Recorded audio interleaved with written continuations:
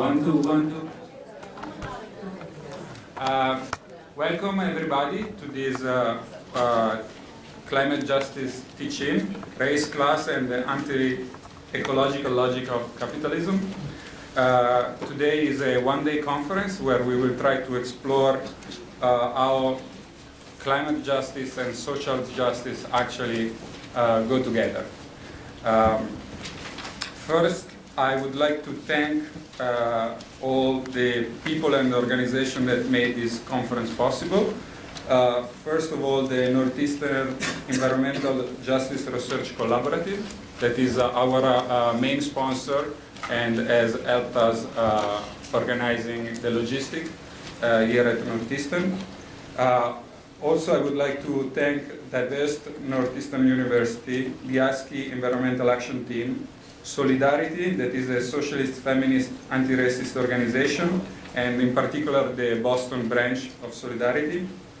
And finally, I would also like to thank the Equal Exchange that has provided the coffee that you will enjoy in a couple of hours after the session.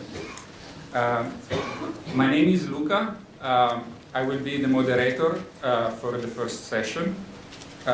In this first session, we will have 4 panelists. Each one will give a different perspective on the climate crisis we are in and how this intersects with other issues of social justice. The schedule is simple. Each speaker will have roughly 20 minutes, and then we will have a 40 minutes question and answer, and then we will break up for coffee. I point that there are some programs that you can check out, where there is bio information for all the speakers, contact information, schedule, and next event that will come up. I will try to keep this brief because I know that you are here not to listen to me but to listen to the speakers. So let me just say that the first speaker will be Fred Magdoff, that will talk about the environmental crisis and capitalism. Just a brief bio about Fred. Fred is Professor Emeritus of Plant and Social Science at the University of Vermont. He's author of numerous articles and books on agriculture, world food problems, and the environment. He's co-author with Johnny Bellamy Foster of What Every Environmentalist Needs to Know About Capitalism, and he is a regular contributor for the monthly review. And with that, let's just give the...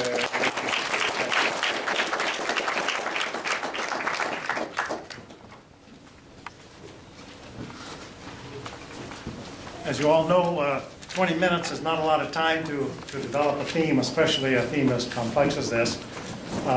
One thing I wanted to mention, although the focus of this one-day conference is on climate change and social justice, that climate, of course, is only one part of the ecological crisis. That there are, and it is probably the most severe part of it, and it's the one that's going to have the most destabilizing effect on humanity and the world, and it's already having that, but it's not the only one. There are many other crises that are going on with regard to the environment, including water pollution, soil pollution. By the way, this is a picture of a woman who wrote an article in Science magazine within the last few weeks about soil pollution in China, and one of the problems is they're using polluted water to irrigate the soil. This is one of the rivers. You can see the color of that. That is not the color that water should be that you're using for irrigation if you don't want to have contaminated soils. So there have been problems of cadmium contamination of rice. There are all sorts of water, air, soil, environmental pollution. By the way, our bodies are also polluted with many different chemicals, plasticizers, flame retardants. If you want to scare yourself, get your blood or your urine checked, and they will find, believe me, lots of things that you didn't know that you had come in contact with. So there are lots of other issues, and those probably are having a health effect also, especially the plastics with regard to small kids. So that's, to me, one of the major issues to keep in mind is that there is an environmental crisis which is much larger than the climate crisis, although the climate crisis, I think, probably does take center stage because of the magnitude of the effect it's already having on the world and on the people and on the other organisms that are living on this globe and will have in the future as well. So many people have given different explanations as to what's causing the crisis that we're facing. And one of them, and this is not exactly a small group of people, believe the problem is there are just too many people in the world.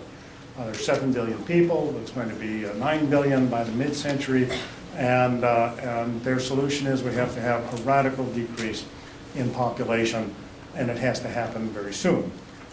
How you do that is a whole other question. But the reality is that the problem of population, there is a population problem, but it's not that there's too many people, it's that there's too many rich people. And if you look at this chart, this is from a World Bank estimate of the percent consumption by decile of the population. So on the number 1 over there is the poorest. Number 2 is the next 10%, 3, etc. And you can see the top 10% on a global basis are consuming about 60% of everything that gets consumed. All right? So if you're talking about resource use, depletion of whatever it is, this is the problem with regard to population. And if you want to deal with that, there are ways to deal with it. We can have a zero-child policy for the wealthy. We could have 100% inheritance tax. There are lots of different ways to deal with that if you want to, but there is no general population problem. And certainly when these people are talking about it, they're thinking about, well, really it's all these people in Africa, Latin America, we got to stop the population growth. But you can see it's the poor people are not contributing to this issue, or they're contributing in such a minuscule way. All right? So that's important to keep in mind. There are others who say, well, the problem is we have a paradigm or a philosophy of perpetual growth, and or we have a domination ethic, humans. And what we have to do is we've just got to develop a new paradigm, or we've got to develop some new ethics. And if we do that, then we'll be able to cure everything. Some people say it really is industrial society, that we really have to return to a pre-industrial civilization, which obviously would mean quite a bit fewer people, but that it's inherent. All these ecological problems that we're having are inherent to this industrial system. Then there's folks who say, well, okay, maybe capitalism is somehow involved, but it's really what are called the externalities of capitalism, these sort of unintended consequences. The pollution that happened in West Virginia, where there was this leak from this coal washing material that they were using, or one of these trains explodes carrying fuel from the Bragg shales. This wasn't intended, it just happens to be a side effect. And there are many social and environmental side effects, if you will, or externalities to our system. And the idea is that maybe if we could just control those, we could, everything could work out. And this is the carbon offset schemes, tradable credits, etc. If anyone hasn't seen cheatneutral.com, you should go to the website right away, because if you'd like to cheat on your partner, you can pay this website a certain amount of money, and they will pay somebody else who promises not to cheat on their partner, and there's no net increase in cheating in the world. Okay? That's the logic of these offsets, okay? And then there's this other group that says, well, if only you folks bought the right products, you need to buy green, get rid of your cars, buy, Priuses and whatever, but buy green, that's the answer. And then, those are basically sort of the gamut of what people think. So let me try to get to capitalism. Certainly there was environmental damage done by humans long before capitalism existed. And there's plenty of evidence of this. Plato talks about it happening in Greece. It happened throughout the Middle East, actually, in many other parts of the world too. But what's happening now is very different. We do have more people, that's true. We have this unequal distribution that I talked about. The wealthy are consuming an incredible amount of resources, causing an incredible amount of pollution. We have technologies that are capable of doing damage much more quickly. But we have another aspect here, and that is we have an economic system that has no boundaries, okay? It is compelled to grow perpetually, okay? There is no such thing as enough. There's no such thing for a corporation as enough profits. There's no ending point. Okay? They're always trying to grow, to get larger, to buy out the competition, to put them out of business. And so you have a tremendous impetus to growth here. Well, why exactly is that? And to me, by the way, that's really, from the point of view of the environment, that's really probably, maybe it's not the Achilles heel, but I refer to it as the Achilles heel of capitalism, that it needs to grow. If it doesn't grow, it's in crisis, as we've just learned relatively recently. In fact, we're not growing very fast right now, and I'll talk about that later. And we still have very severe problems for many working people in this country. So what is capitalism all about? What's the purpose of capitalism? It's not to produce what people need, okay? Right? Anybody with me on that? The purpose is not that. The purpose isn't something abstract because of some paradigm or whatever. The purpose is to make money. You're taking money, you're making something, and you're selling it, a good or a service, okay? And you're trying to end up with more money. Did that happen because I hit the microphone? You just have to hit it twice. I hope I get 10 seconds back for that. That was it. Anyway, so the whole purpose is to come out at the end with more money than you started with, right? I mean, that's the purpose of investing in a company. You're investing in order to make something to sell to somebody, and if it satisfies some needs, fine. If it doesn't satisfy the needs of everyone for that particular product, that's fine also. You don't care. That's not your purpose. Your purpose is to make money. You want to end up with more than you started with. And then you've got that more. What do you do with it? Well, some of it you use for, high living, but a lot of it also then gets invested back, and you have another cycle. You take that money, you either buy out another company, or you start a new business in order to produce something, in order to sell it for more than the money you put into it.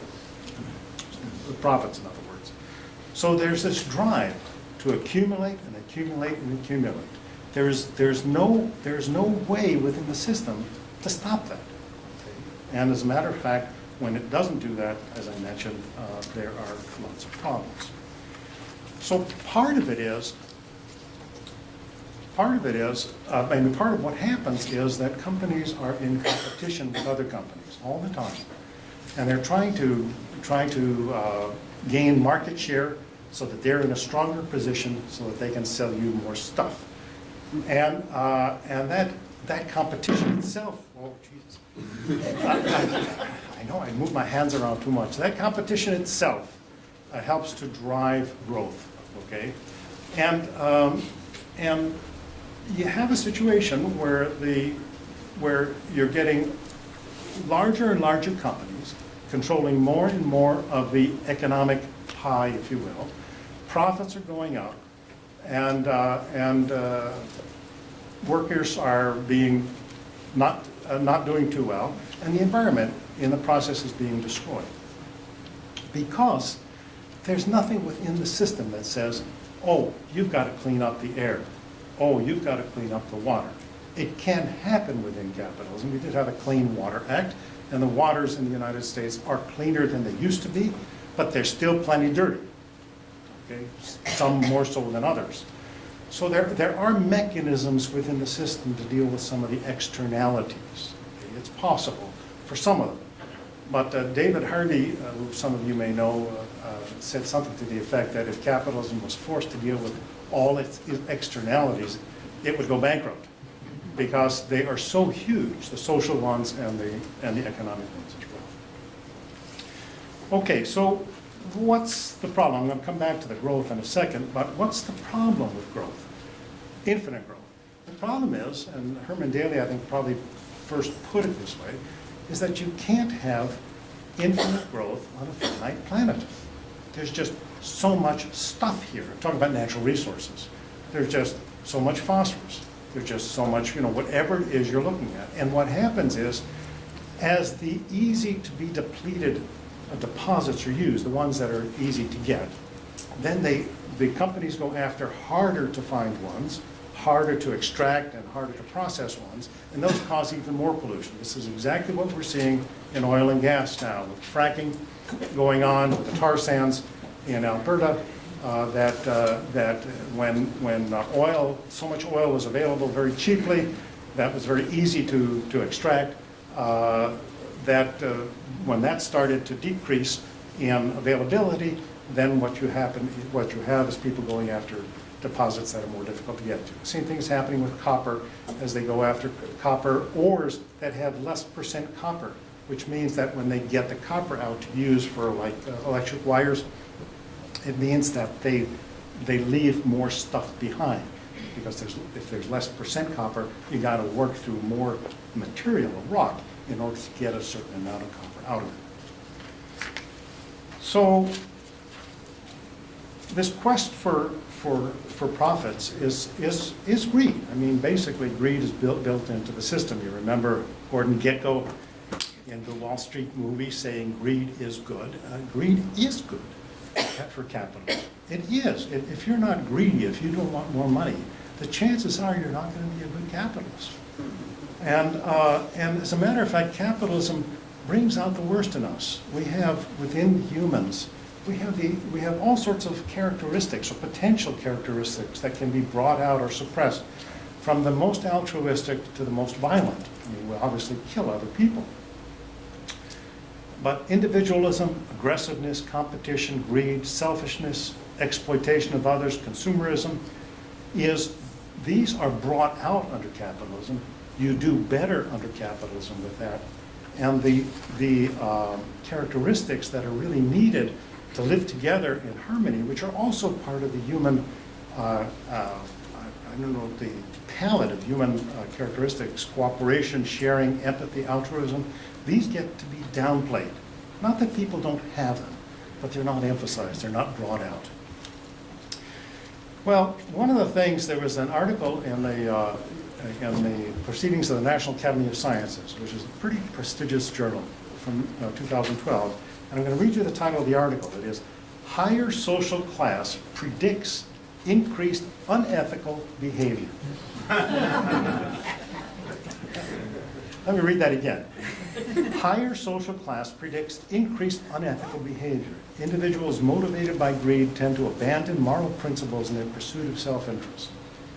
I mean, you can read the paper any day and you see that happen. It was once believed, oh, if this person has so much money, they don't have to be dishonest.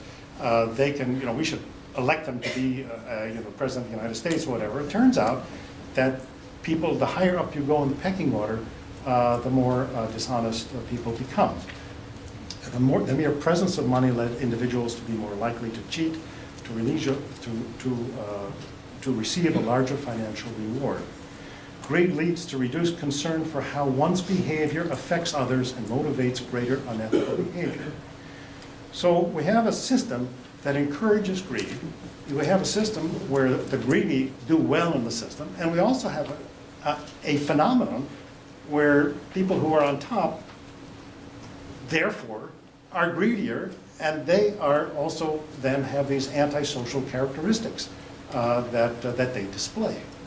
So is it a chicken and egg? My guess is it's both. I think that you have some people who have these tendencies who rise, and once they're there, these tendencies can be expressed in a much greater way. Okay, so there's that aspect of the growth. We're just trying to get more money, invest it, try to get bigger, get larger, have larger houses, etc. for yourself, but also have money left over to invest, to try to accumulate more and more capital.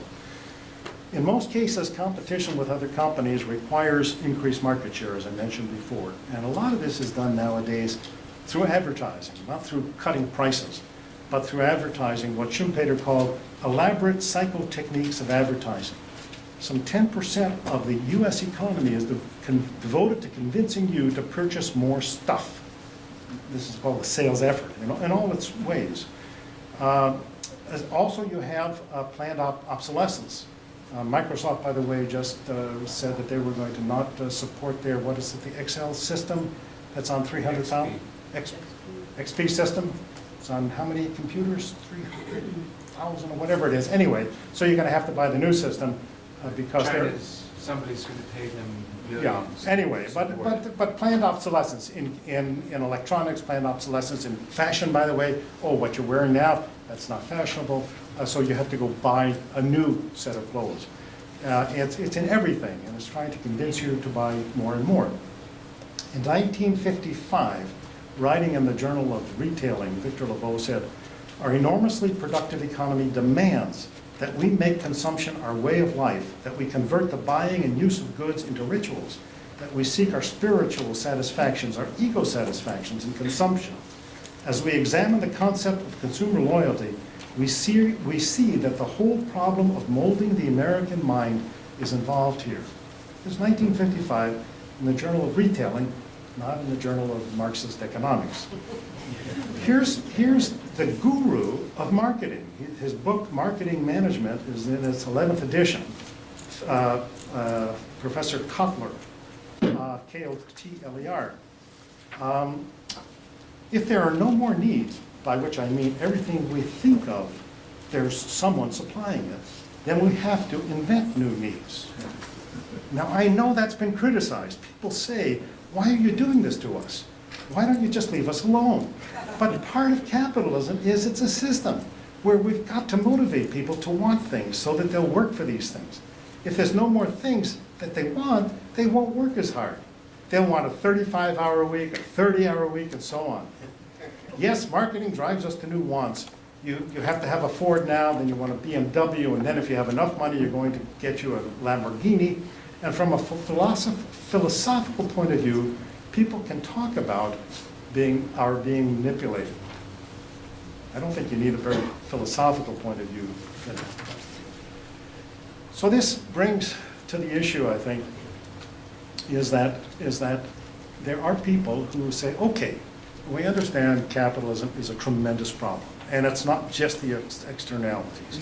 That growth really is a problem, perpetual growth, okay? And so they say, well, what we need is a degrowth economy, or a degrowth capitalism, or a capitalism with no growth. And I would say this just can't be done. I see no evidence that it can be done. And we know from everything that we can see in history and recent history that when the economy is not growing rapidly, you have a problem. And I want to just show you that issue. First off, this is just the years to the doubling of the economy, depending upon how rapidly it's growing. If it's growing at 1% a year, it's going to double in 72 years or thereabouts. 2%, 30 some odd, 3%, 20 some odd, 4%, etc. So that right now the economy is growing up a little bit, about around 2%, a little over 2% a year, which means that if it kept going that way for 20 some odd years, we would double the economy. Now this doesn't mean we double the pollution or double all the extraction, but we would certainly increase it tremendously, right? Because the composition of goods changes over time. Well, what's the problem with this? The problem with this is that we need, in the United States, I'm talking about, around 2 to 3% growth just to have a so-so labor market, which is what we have right now. We had just gotten back after 6 years after the beginning of the Great Recession. We've just gotten back in the private sector the number of jobs that were in the economy before the recession started.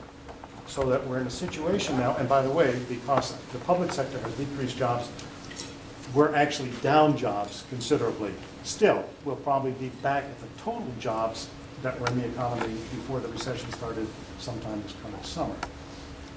But we need the economy to grow at 2% a year, 2 to 3% a year, sort of just to absorb the new entrants into the market, into people who would like to work, into the workforce. And this has been a problem, that we may get back by summertime to the number of people that were employed in December of 2007, but the number of people who need work has grown by literally millions and millions. We did an estimate, John Bellamy Foster, myself, in the January issue of Monthly Review, of how many jobs are really needed in the United States. And we came up with an estimate of about 30 million. 30 million jobs, and there's about 116 people, 116 million employed in the private sector. So it gives you some idea of how many jobs would really be needed to get full employment. So let me just show you, just wanted to show you this, just this last chart here. 2 minutes, okay. Well, 10 seconds. what? 2 minutes, 2 minutes, and an extra 5 for just now. If you go to the right, that's the percent growth of the economy every year. And if you go up, you can see that's more unemployment. And this is just data plotted from 1949 to 2012. And so what you have is a situation where if the economy is growing at 2%, in some years you have increase in unemployment, that would be going up. In some years you're having an increase in employment, that is unemployment's going down, and you get below zero. And you really need to get out to 3, 4, 5% to routinely have a thriving job market. So the problem is capitalism impels growth. There is within it the logic that it has to grow and it keeps growing and it wants to grow. And when it's not growing fast enough, you don't have jobs created, because that is the way that jobs get created in capitalism. Okay? Is through growth, is through new businesses. All right? Now, what's the problem with it? The problem is that you can't have continual growth on a finite planet. You're using more resources, causing more pollution. And so this is the conundrum. You need the growth. The system wants to grow. It's trying to grow. The people who are the actors in it, the capitalists, are doing everything they can to make more money, invest more money, trying to grow. We need growth. It's a good thing, quotation marks, because we need it in order to get people jobs. And it's a terrible thing because it's causing more and more damage to the environment. So that if we're going to have a no-growth system, which I think is essential for the planet, it can't be capitalism. It has to be some other system that's designed in a different way, in which investments are made, decisions are made on how to best satisfy the basic needs of people. And I include a clean environment as part of those basic needs, as part of that group of needs of people. So I wish I had more time. Maybe you don't, but I guess I better quit without being forced up.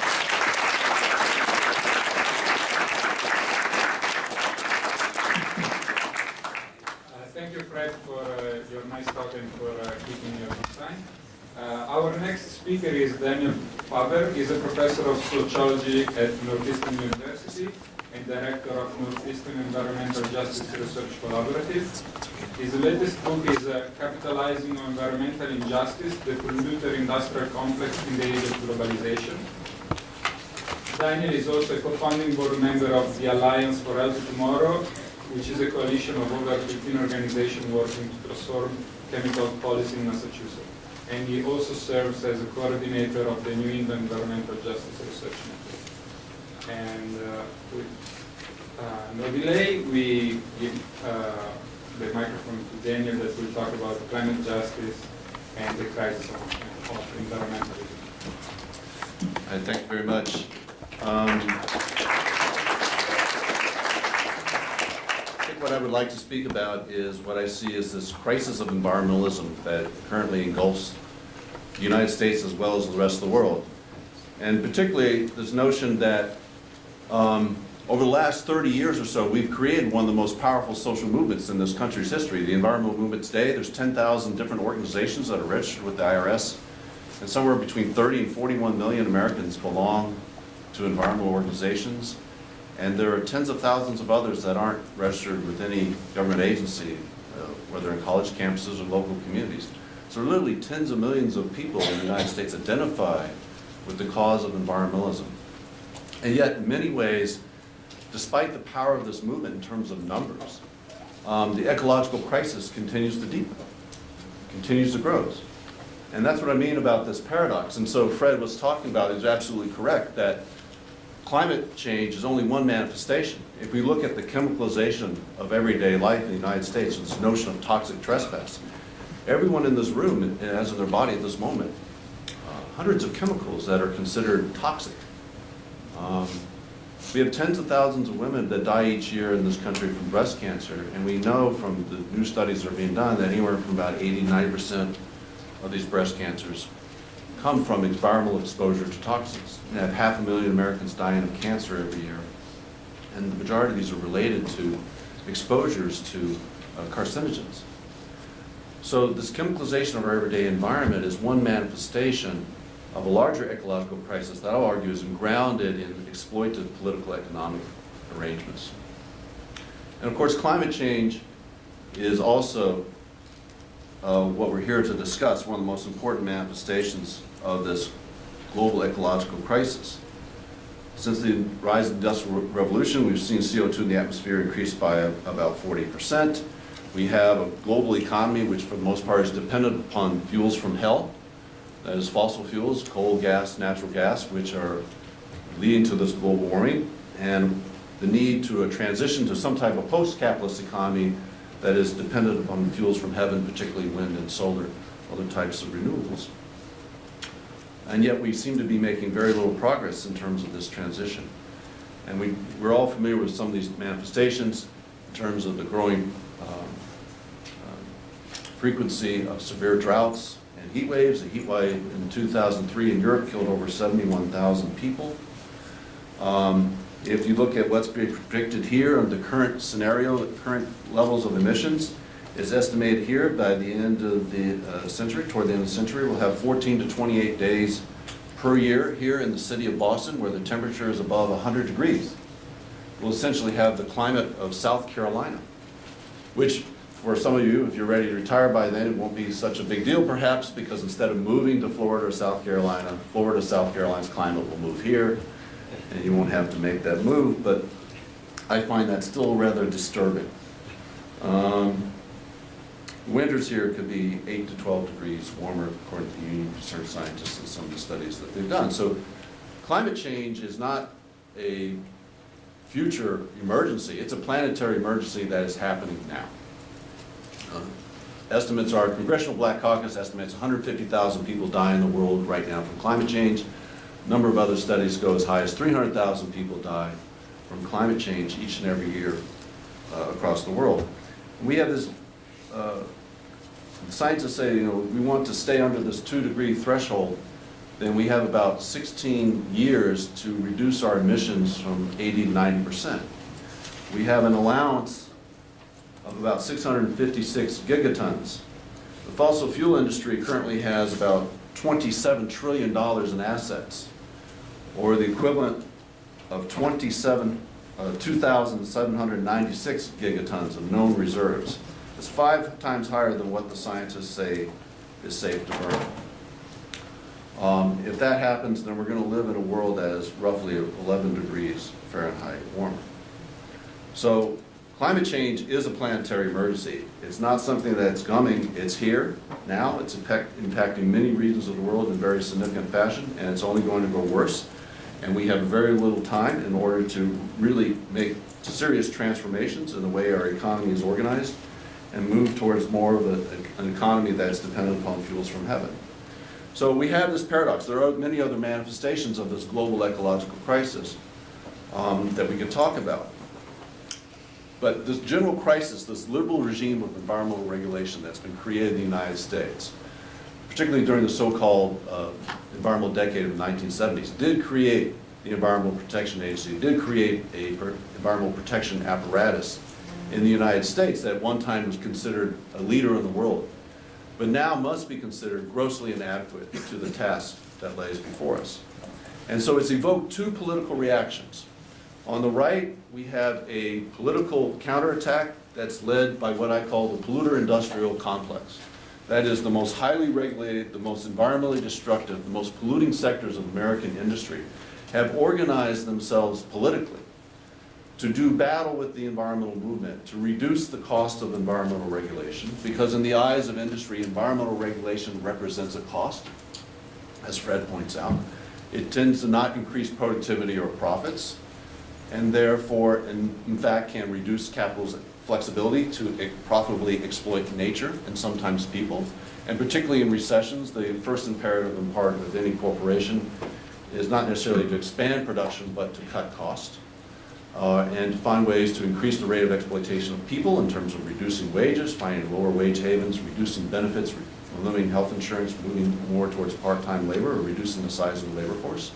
At the same way it is to increase the rate of exploitation of nature by finding cheaper sources of raw materials and extract them at ever greater rates and do less to restore the land after you've done so. And we're now entering an era of what we might call extreme energy, where the conventional sources of fossil fuels have been depleted. And so global capitalism is now developing new technologies to remove fossil fuels from ever more ecologically precarious areas. Just last week, Obama approved a number of deep shore, offshore leases that were even deeper than the BP oil disaster to BP in the Gulf of Mexico, or the use of fracking technologies to extract natural gas, or I find deeply ironic to open up the Arctic now that the sea ice is retreating and melting. It opens up the Arctic to oil exploration. And global warming has opened up new sources of oil for the industry. And these are ever more dangerous methods of extraction that are prone to even more disasters and destruction of the planet. So we have now where these leading sectors of American industry have organized themselves to do battle with the environmental movement, and we're all familiar with the Koch brothers being one manifestation. There are about 25 companies, David sent me this information today, 25 companies are responsible, or 41 companies are responsible for 25% of all the CO2 emissions in the United States.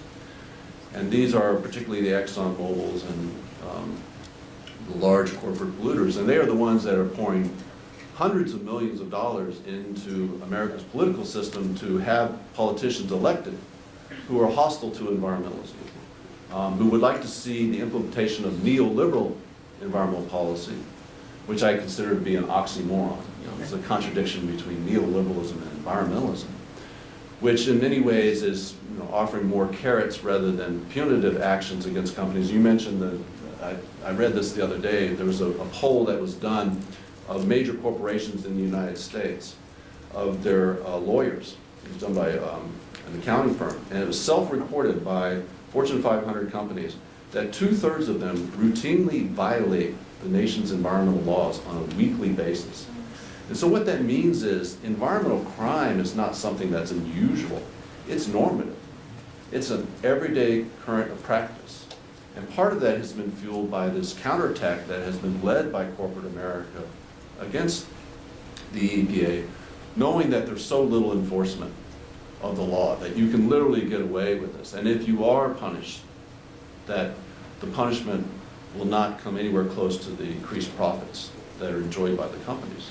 So there's very little, and particularly under George Bush, when the Foxes were in charge of the hen house, that is when major corporate polluters, their CEOs or their lobbyists or their lawyers were placed in charge of key environmental agencies. It was a free license to work. So environmental crime is just, it's normative. It happens daily in the United States. And this counterattack has really been profound. And we'll talk more about it. And particularly in terms of, if we look at fossil fuels, the United States basically is now poised to be the largest producer of hydrocarbons sometime within the next 5 to 6 years. We're poised to soon pass Russia as the largest gas producer in the world. We're going to become one of the largest oil producers, and we're going to become one of the largest exporters of hydrocarbons in the world economy. And a lot of this has been facilitated by President Obama's energy policy.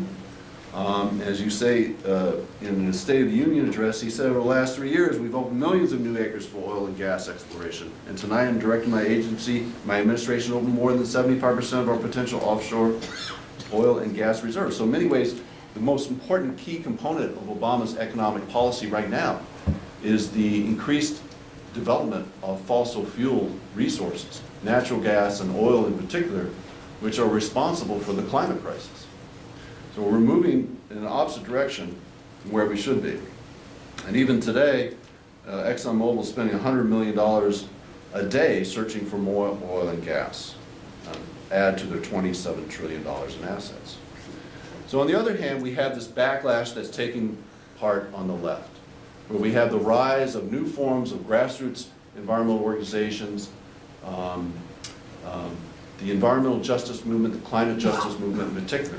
And the critique of the environmental justice movement is that, look, traditional environmental policy in many ways has served to displace the ecological crisis from mainstream America onto the most powerless segments of society. It was, on the face of it, it's wonderful that we banned ocean dumping in 1988, but if New York City then dumps all that sewage that used to go into the Atlantic Ocean onto railroad cars, and it's handled by a company like Merco called biosolids, and it's transported 2,000 miles across country and deposited in communities like Sierra Blanca, which is 80% Hispanic, 50% of the population lives below the poverty line, and it's laden with toxic chemicals because so many industries in New York City flush their toxic chemicals right down into the sewer system. And there it's called fertilizer, and it's spread over farmland and a 200 square mile area around Sierra Blanca. When George Bush was governor, he created 200 such sites in the state of Texas. Or if on the Resource Recovery and Conservation Act, you no longer dump toxic waste into Charles River. But if it's now collected by industry, a giant like chemical waste management, and then they're going to transport it to some working class community or a community of color in the South and dump it in their community, then the ecological crisis has served to be displaced. So we have this notion, Fred was talking about this. Under a system of capitalism, it's always in the economic interest of any particular company to maximize profits and minimize costs. And one of the ways that you seek to minimize costs is to displace these costs onto the larger public in the form of pollution. So rather than spending $100 million on a scrubber to take sulfur dioxide out of the air, or $50 million on a toxic waste recovery system so you don't dump toxic waste into the Charles River, it's much easier to displace this cost onto the larger public, where we bear that cost in the form of impacts upon our health and our well-being. There's a study done at MIT that estimates 100,000 people die of respiratory problems related to air pollution in the United States each and every year. That's one manifestation of these externalities, the displacement of these costs by industry onto the American people. But that's a very antisocial act, as Fred says. That's antisocial behavior, right? So I'd sneak into all your kitchens in the middle of the night and put, arsenic in your orange juice, which, by the way, 17% of all the apple juice sold in the United States contains arsenic. That's considered unsafe. Industry puts it there. It's called economic progress. But if I do it, it's called attempted murder. And hopefully you'll call the police because that's antisocial behavior, right? So how these externalities take place, how industry chooses to save money by displacing ecological crises onto the American people, is driven not only by economic efficiency, trying to maximize profits, increase competitive position, but also by political expediency. What's the less likelihood of getting caught? What's the path of least resistance? And so in the United States, you see that one of the most important ways that you lessen the potential for political opposition is to displace these environmental problems into those communities that have the least political economic power. Right? So the state of California had problems with garbage, and they like to burn it, as well as toxic waste and incinerators. You live near an incinerator, it's really a problem. They emit dioxins and heavy metals, some of the most carcinogenic materials known. If you know anything, you don't want to live near an incinerator, mercury in particular, right? It causes neurological damage. So Sorrell Associates was a consulting firm that was hired by the state of California, helped them figure out where can they put these incinerators. On page 51 of the report, they state, well, under no circumstances is such a facility be built within a 5-mile radius of a middle-class white community.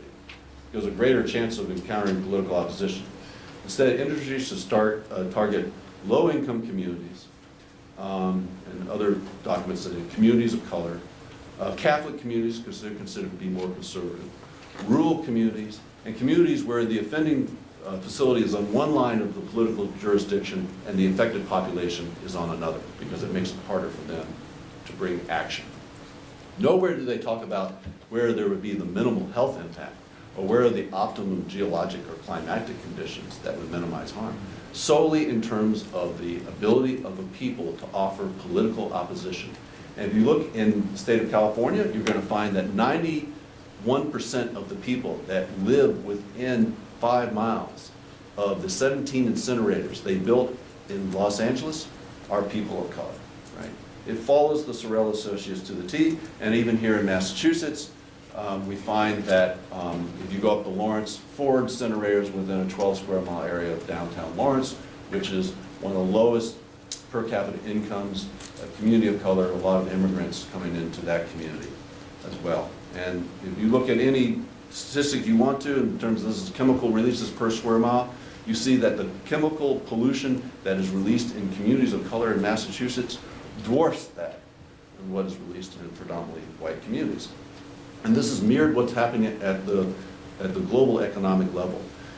One of the features of neoliberalism as it is being implemented in the United States is not only to promote the displacement of ecological crises within the United States to the poorest communities, but also outside the United States to the poorest countries.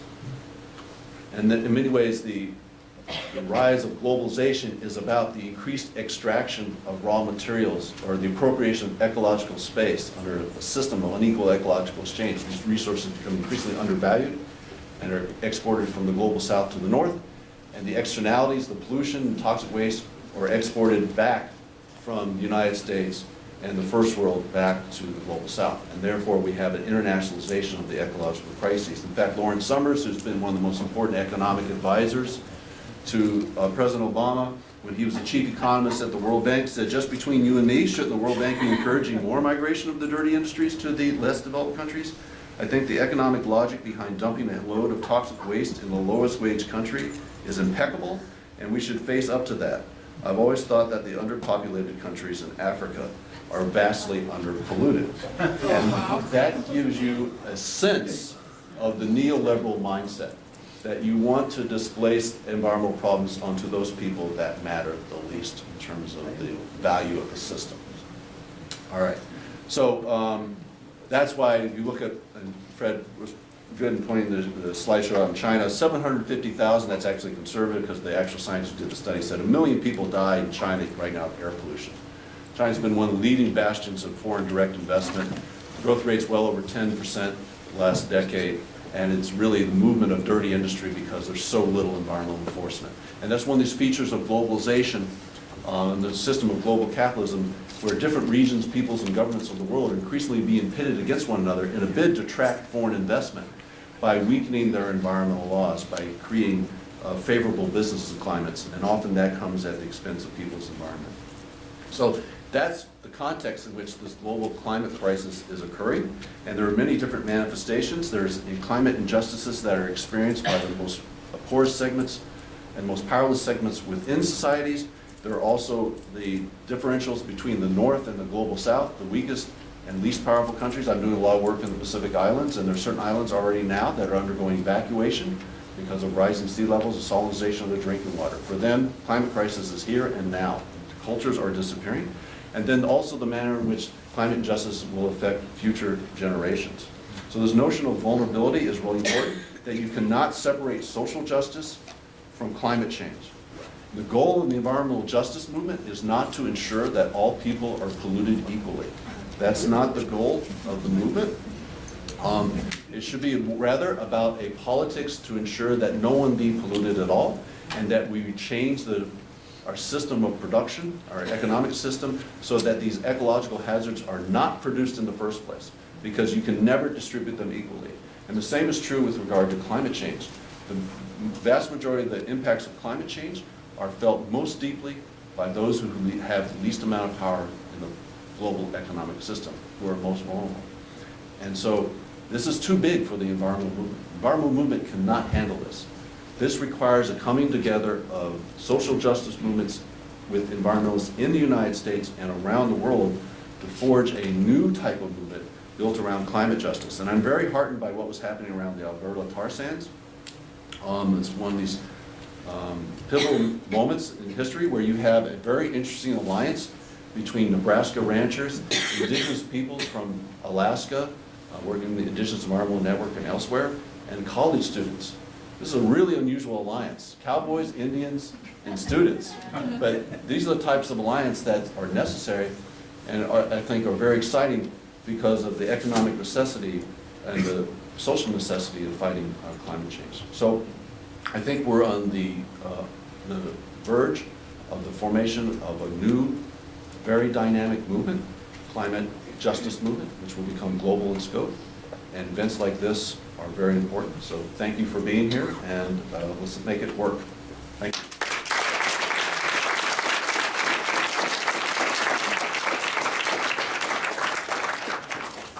Thank you, Daniel, for the nice talk.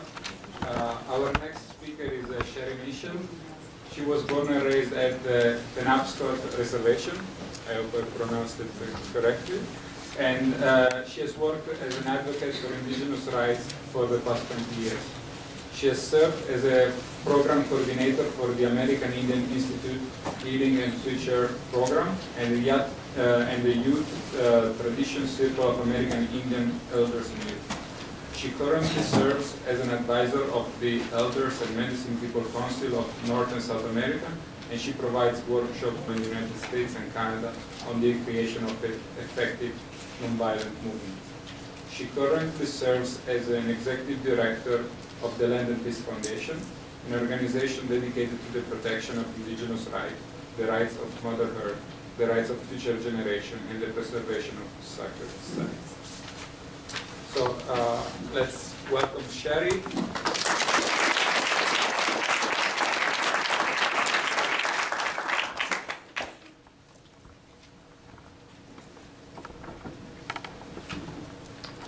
Gwe, Ndaliwisi, Wanamugasit.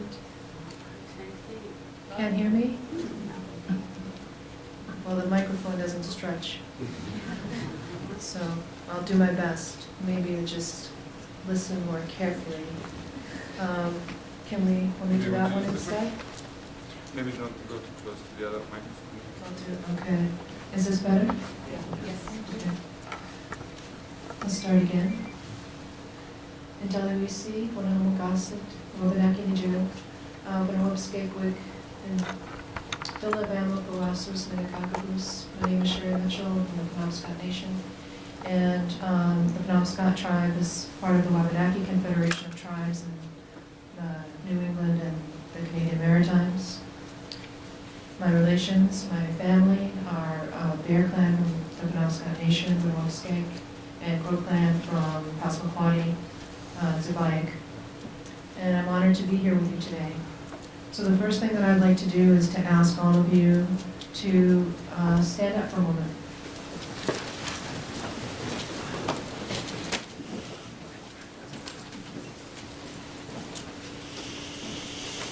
The word Massachusetts is actually a Wampanoag word, which means the place that's near the range of hills. And right now, where we are, this is historical tribal land.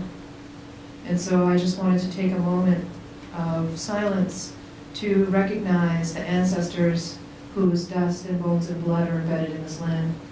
And so that's the Wampanoag, the Nipmuc, Abenaki. Those tribes were all tribes that were in this region. So can we just take a moment to acknowledge them?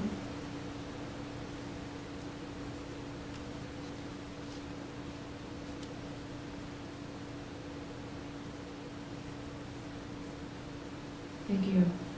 Please be seated.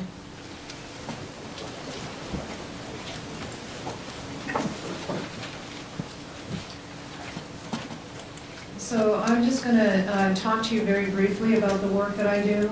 I think that one of the things that we tend to do is, and we've been doing for a very, very long time, is we've been describing the water that we're drowning in. And I think the time has come for us to stop describing the water that we're drowning in and start really looking at how we want to swim toward shore. And so I'm going to give maybe 10% of my time to talking about some of the work that I do. So I'm an Indigenous rights attorney. I do both domestic and international Indigenous rights work. I have a full-time practice where I provide indigent legal services to Native peoples in the state of Maine and in Canada. And I also do land rights, sacred sites protection, religious freedom work. And the work that we've been working on primarily has been the work of protecting Indigenous lands and waters, but also sacred sites. And so there are a number of locations around the US and Canada that are in catastrophic, completely decimated environmental conditions. So the Alberta tar sands was mentioned. There's 2 communities up in that region, Fort McMurray and Fort Chipewyan, Indigenous communities, where they have completely eliminated the subsistence rights of those tribal communities. There's 45 different First Nations communities in Alberta, and they have subsistence rights in there. Well, we're not pushing you off your land. You still have the right to be there and to be native. But what we're going to do is we're going to completely destroy your right to live in accordance with your traditional lifestyles. And not only that, but they're fly-in communities, so they can't access any of the local food and water because it's so contaminated. When they shower, they get sores on their skin. There is an astronomically high rate of cancer in those communities. In fact, a doctor from Ireland who moved there and became the primary healthcare physician for the community started talking about what was going on there. And he recently came to the US and spoke to US Congress and said, Canada is lying to you about the impacts of tar sands on the environment and on the physiology of the people that are impacted. Very, very rare, very aggressive forms of cancer. 17-year-old girls being diagnosed with cervical cancer. Whole families being diagnosed with lupus. The list goes on and on. It's health statistics that you wouldn't expect to see. More than 1 in 100,000 are showing up in entire families and communities of 300 or 400. And this is only a snapshot of one community in a region of 45 tribal nations in a world where there are, over 300,000 different Indigenous populations. It's just a snapshot.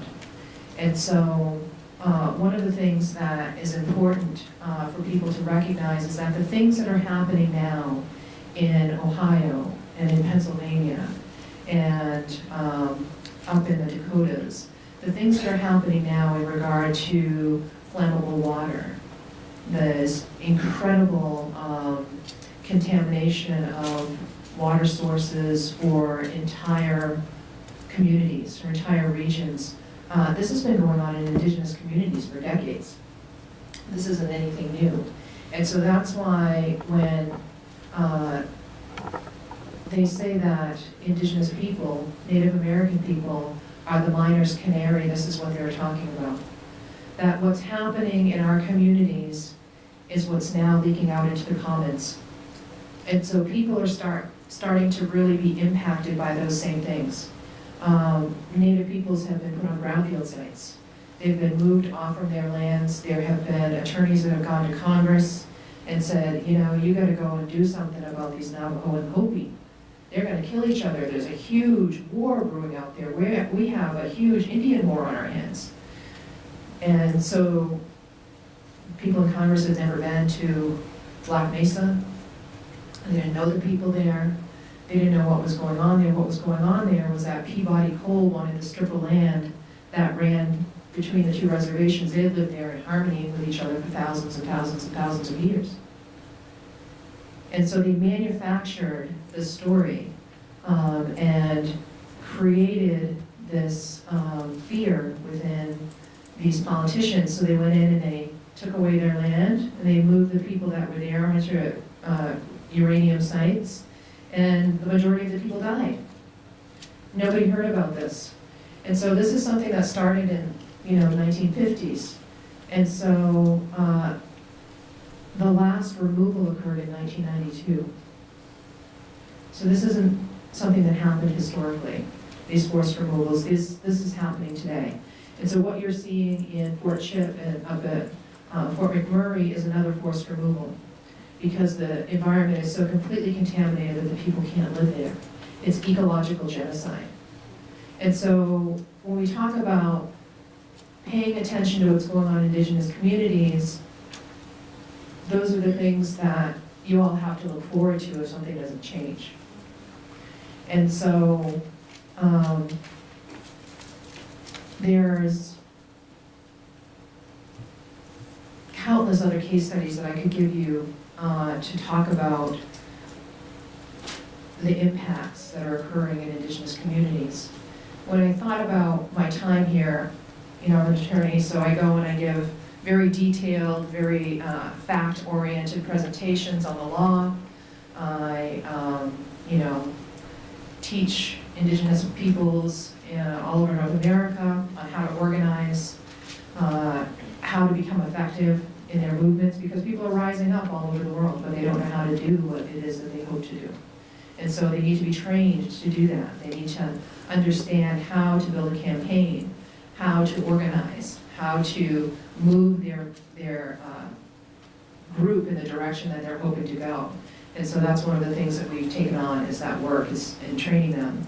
And I just see that Jill just came in, and Jill and I are working together in this project called the Global Climate Convergence, where we're trying to get people from all these groups all over the world to come together to address this issue. So, so there's a lot of work to be done. There's a lot of work to be done, and there's a lot of stories to be told. So when I thought about, wow, geez, I am driving 4 hours each way to talk for 20 minutes. What can I possibly talk about? And so I decided that I just wanted to tell you a story. I wanted to tell you a story about some of the things that we believe to be true in our communities. And so there's a being that we recognize in our communities that we call Gwiweg. And Gwiweg is a being that lies dormant until we call him forth. And so we believe that we've already gone through a number of worlds, and that we've been in this place before, and that we've destroyed ourselves before. We all have stories about periods of time where we're having to hide within the earth, like a new gestation, and then re-emerging once the earth has healed itself. And so when times are good, we don't talk about Gwiweg. We don't say his name because we don't want to call him forth. And what Gwiweg is the cannibal giant. And the role of the cannibal giant is, he is the chief who leads the march to the destruction of the world. And so what the cannibal giant does is he seduces people. He tricks them and gets them to dance with him. So we're talking about rampant consumerism, about creating these needs, about always having to have one more or the newest. That's all the trickery of Gwiweg, the cannibal giant. And we're all dancing with him. And so what we need to do is we need to be able to stop that dance. It's our responsibility to stop that dance. And so as Indigenous people, we believe that we have rights that derive from numerous agreements with numerous different governmental agencies and organizations. But we also believe that we derive those rights from our first agreement, our original treaty, our original instructions. And that original agreement was with the Creator. And that we have obligations under that agreement because, you know, when you talk about a contract or a treaty or an agreement, each side has an obligation. And so our obligation is not to be caretakers of the earth. The earth doesn't need us. The earth would survive without us, quite comfortably. We need the earth, right? So we don't arrogantly think of ourselves as caretakers of the earth. What we think about ourselves as caretakers of a way of life that's in harmony with all of creation. And that is our obligation. Our obligation is to maintain that way of life, and we call that Skijinawidahausuagin. It's a mouthful, I know. But that's that living, that indigenous way of life. And so it's based on a set of core values. And so when we talk about consumerism, we talk about capitalism, we talk about this, the world that has been seduced by the cannibal giant. We just had, this past summer, one of the groups that I work with, the elders and medicine peoples of North and South America, we had a group from the Koji. It's a group from South America come up. And they were talking about, in their tradition, the unleashing of the gods of chaos and destruction. And all of their prophecies were aligned with ours, we just had different names for them. And so when we start talking about those things, that is a departure from a core set of values. That's a failure in our obligation to live a certain way. So when you think about the Euro-American value structure, it's based on individual success, it's based on competition, it's based on compiling the most stuff, right? And when you think about an indigenous perspective, it's communal. It's not based on an individual. It's not based on competition, it's based on cooperation. It's not based on amassing the most stuff, it's based on this philosophy of enough. It's a core value, this value of enough, which means that everyone has enough to live a life with dignity. And so we're not looking at specifically and exclusively a lack of resources, we're looking at a grossly imbalanced distribution of resources because we've moved away from those value structures, right? So I feel like I just got here and just introduced myself and I'm already getting waved that I only have 5 minutes left. So what we need to do is we need to get back to those value structures. We need to start looking at how we're living. We need to incorporate the rights of Mother Earth and the rights of future generations into our groups, our organizations, our charters, into our local ordinances. We need to start demanding that our government give us, the rights of Mother Earth, like so many other nations are working on doing. But we also have to look at the reality of the system that we're working under. And we're investing an incredible amount of time trying to fix this broken system. And we need to abandon it. We need to abandon that system. That consumption is driven by the consumer. That's us. And so if we want to be able to create something different, we have to start modeling that behavior. So one of the things that we're doing, one of the projects we're working on right now is we're going to start developing completely harmonized ecological communities in our reservations, and we're going to train the young people on how to manage and to run them, to start demonstrating that path forward. And so we have 40 minutes for question and answer, so we can talk a lot more about some of these things after, but there is a story that I want to tell you. There's this teaching out of the Iroquois Confederacy called the Guyana-Shagoa, which is the Great Law of Peace. And one of the things in that teaching is this understanding that we've been fed a great lie. That they explain it that there's this giant white pine tree. Its roots go deep into the ground. And so the great lie is that the roots are too deeply embedded to be toppled. Right?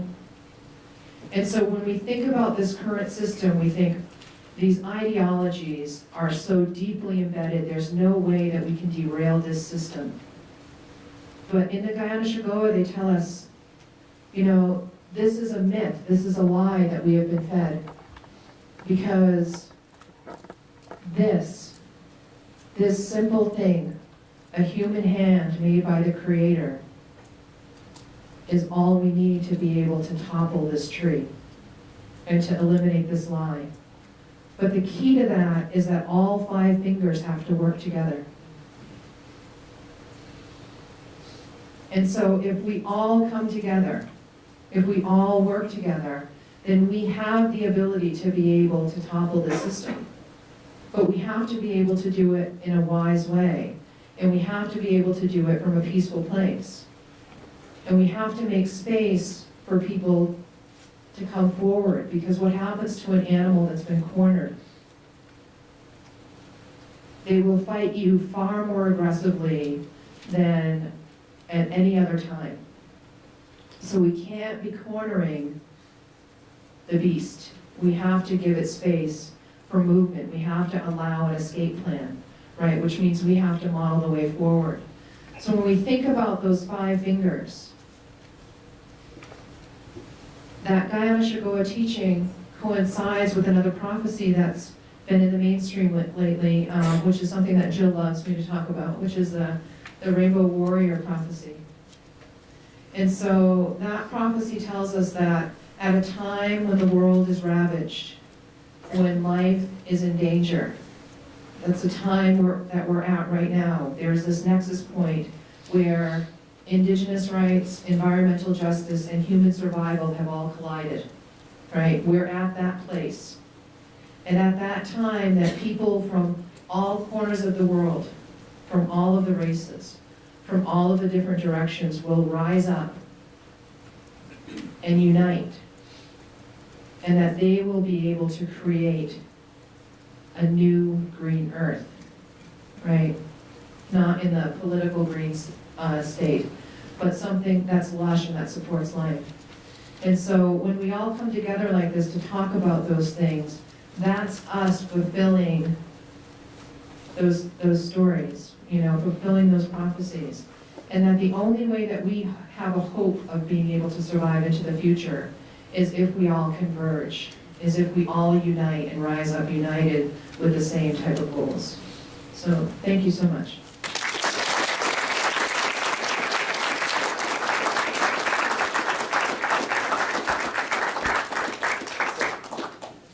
Thank you very much, Sherry, for bringing this beautiful perspective on this issue. Our next speaker is Sarah Mersha. Sarah Mersha has been the Director of Grant-Making Advocacy at Grassroots International since 2010. She works to build and maintain long-term relationships with partner organizations and social movements led by peasants, indigenous people, women, and youth in the Global South.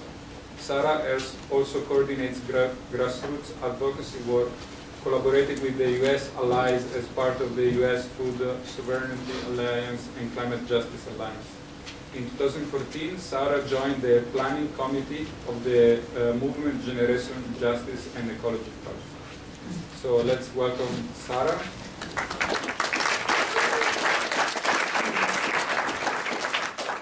Can you all hear me? Yes? Yes. Okay, great. It's such an honor and privilege to be here with all of you, and especially after 3 such amazing speakers. I really want to appreciate Fred and Daniel and Sherry for what they shared. And thanks also to the organizers, to Rebecca and Mary Jo, who've been in touch with me, but to everybody who's organized this event. It's just a real pleasure to be able to be in a room of people who are thinking so deeply and seriously about climate justice. It gives me a lot of hope, actually. And I also want to thank all the students and faculty of Northeastern for hosting us here. And I know that there's an important tradition of student activism here at Northeastern. I want to give a special shout out to the Students for Justice in Palestine. Is there anybody here who's been a part of that? I really admire your courage and bravery. My organization, Grassroots International, works with social movements around the world, including the Middle East, Palestine in particular, and our partners there who are small-scale farmers and young people and women have specifically told us how important it is for us to take actions in the U.S. in solidarity with people from Palestine. So I really want to let you know that people around the U.S. and around the world see what folks here have been doing, and we're in solidarity with you as well. So I want to kind of start by getting a sense of who all is in the room. So first start by asking who's a student or faculty here at Northeastern. Can you stand up? Stand up if you're, let's get our energy moving a little bit. All right, great, thanks to all of you. Who lives in the Boston area? Stand up, stand up. Okay, that's a lot, but not everybody. Okay, so you can sit down, and the folks who don't live in the Boston area, now you get a chance. If you can stand or raise your hand. Okay, so thank you for those who don't live close by for traveling to get here. Really appreciate that. Who is this the first time that you've attended an event on climate justice? Anybody? All right, thank you. Who is involved in some kind of community organizing group, wherever you live? Okay, great, thank you. You can sit down. Who's involved in some kind of left organization, however you define that? All right, thank you. Who does some kind of cultural organizing or artistic work? All right, thank you. Who's involved in some kind of faith-based organizing? Great. And how about labor organizing? Okay. This is helpful. So you kind of get a sense of all the different kinds of work that people are doing, and I can see that there's a lot of committed and very passionate people doing work on social justice, so thank you. And who's involved in organizing specifically around either environmental justice or climate justice already? Okay, let's give us all our attention.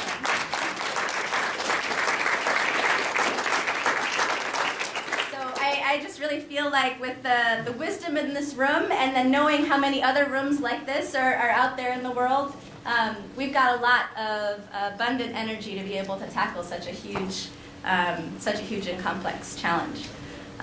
So as Luca shared, I work with a group called Grassroots International, and we're based here in Boston and do work with social movements in particular in the global south that are led by Indigenous peoples, small-scale producers like farmers and peasants, women and youth who are on the front lines of defending rights to land, territory, like some of what Sherry was talking about, water, food, we talk about food sovereignty, control of their own food systems.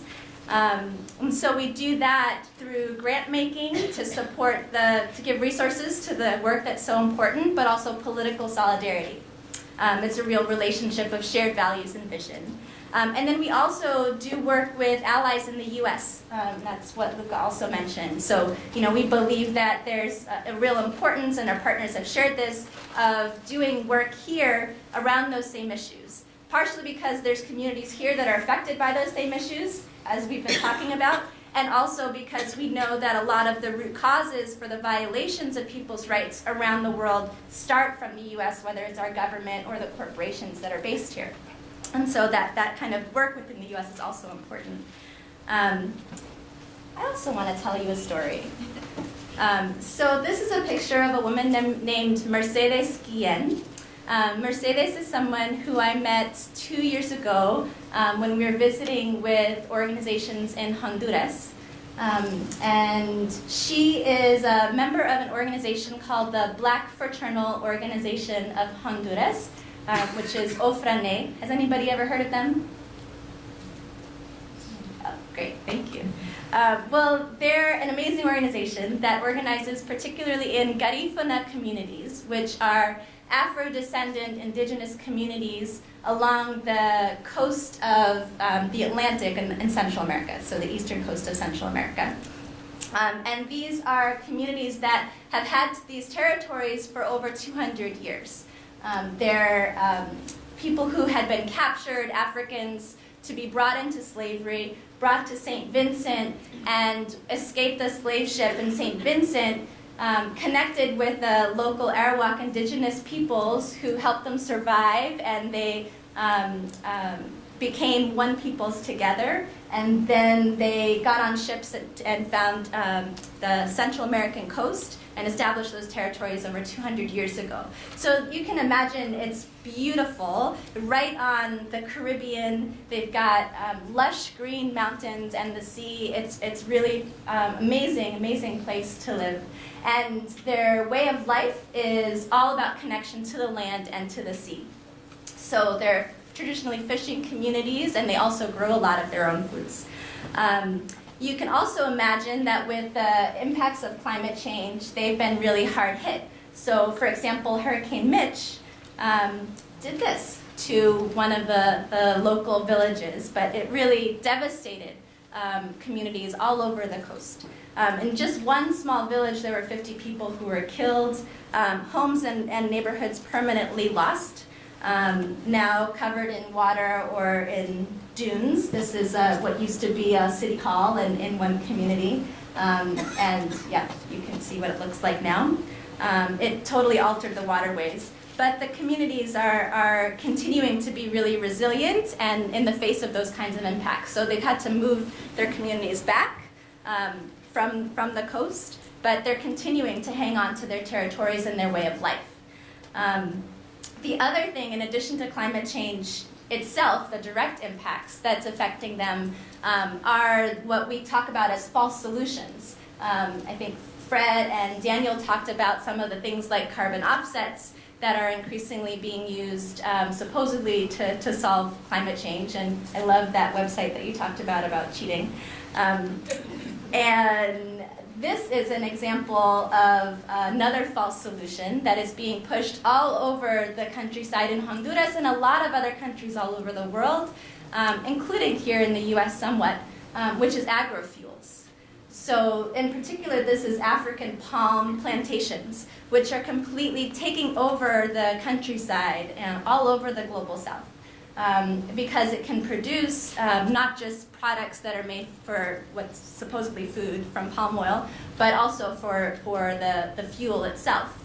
And that's supposed to be an alternative to oil and gas, which we know are bad, but actually the agrofuels are just as bad, in some cases worse, in terms of the environmental impact. And they're taking over huge amounts of people's territories, which means that then people who have been living on this land for so long are getting forced off of it. So the Garifuna communities and a lot of other indigenous communities are fighting back in really strong ways to hold on to their territories. They're doing land occupations to be able to take back the lands that have been taken away from them. And then they're practicing alternative models to have healthy communities. So this is a picture in contrast to the agri-fuels plantation. This is a collective farm that a group of women in Ofrane have been running together, which has yucca and it has all kinds of different vegetables and it's biodiverse and very strong and healthy. And this is the group of women with Mercedes in the middle that's been part of leading that as an alternative and a way to protect their way of life. So that's a story that I wanted to tell because there's a real struggle between these two different approaches of dealing with climate change, right? And so on the right, there is what some people are calling a green economy.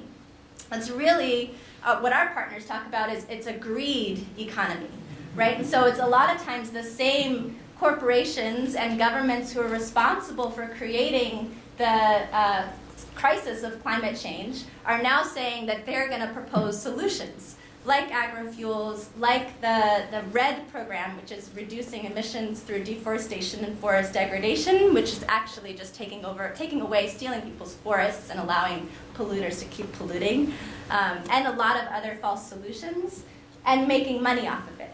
So there's an alternative, and this is a diagram that I really love from one of our allies called Movement Generation. 3 circles strategy chart, and it's a way of thinking about the different approaches. So on the bottom, we've got the false solutions in that circle on the bottom, and those are those things that we were talking about, among many others, like nuclear or hydro dams or carbon capture and storage or whatever else. And then on the top, we've got what we really need, which are the real solutions coming from the people who are most impacted. Because we know that the people who are the experts, the people who have the solutions to the climate crisis, are the communities who've experienced the impacts directly. And that includes everything from the kind of small-scale agriculture that Mercedes and the women in Ofrane are practicing, to public transit here in Boston, to many other things. Those real solutions a lot of times get shut down as being not politically realistic. But what this shows is what's politically realistic is that circle in the middle, and it overlaps with some of the real solutions, it overlaps with some of the false solutions. The thing is, though, it's not static, it's not fixed. What's politically realistic depends on what people make to be politically realistic. It depends on social movements. And that's why movement building is so important for climate justice. Because we know that to be able to create a completely different kind of economy that all 3 of the other speakers were saying is necessary to address this problem, we need social movements that are going to be able to push the capitalist order out of the way, right, and make it happen. Its power concedes nothing without a demand, like Frederick Douglass said. So this is just examples of some of the social movements. This is a group of people in Brazil last year during what was called the Rio Plus 20, actually 2 years ago, 2012. So it was the 20th anniversary of the Rio Earth Summit. And people were coming back to come up with solutions, but of course the governments were talking about the corporate solutions. The people said no to the false solutions of green capitalism. And does anybody know what all those red flags are? MST, Yeah, what's the MST? Landless Peasant Movement. Yes, in Brazil. And they're part of a broader international movement called, does anybody know? Via Campesina. All right, great, yeah. So Via Campesina is an international movement of over 250 million peasants and fisher people and small-scale food producers all over the world. So when people say, oh, well, are we really going to be able to solve climate change by planting community gardens and having farms and things like that? Well, if it's only 1 or 2 people doing that, that would be hard. But there's 250 million people already organized into a movement that are doing that, and so many more in other groups. So with that scale, actually, it can happen. And that's what people are talking about. That this is a picture of Via Campesina in Durban during the climate negotiations, and they were saying industrial agriculture heats up the planet, We know that between 45 to 60% of greenhouse gas emissions, when you take in land use change and transportation and other things like that into account, that's the percentage of greenhouse gas emissions come from industrial agriculture. So if that's true, the alternative to that, agroecology, food sovereignty, land reform, that can cool it down. So this is just one sector among many sectors, like what Daniel was talking about, that are needed to be able to create solutions to this problem. And I'll go quickly through then, because I want to show you a video which will talk more about the US context. But this is just a picture of a false solution, a dam in Brazil. And this is a picture of indigenous people who are doing the occupation of that dam. There's a movement of people affected by dams that is doing really amazing work. I hope that many of you will go to a session that Khalila Barnett will be leading later this afternoon. She's from Alternatives for Community and Environment here in Roxbury, and they're doing really great, amazing work around a number of different issues, including pushing for a youth pass. And we need universities like Northeastern to be part of a program with universities to get that youth pass implemented. So there's a lot that people can do to support that. And then the video I'm going to show you is from a group called the Climate Justice Alliance, which is a group that brings together communities impacted by climate change, led by low-income communities of color all over the country, including the Black Mesa Water Coalition that Sherry mentioned in Black Mesa, Arizona, and that have a vision around a just transition and how communities from the ground up can build that just transition. So I know that when we listen to those communities, and that's really the point I want to drive home, is that when we listen to the communities most impacted and those communities come together, that we have a whole lot of hope, because that's where the solutions are going to come from. So Rebecca just walked out. I might need help. There we go.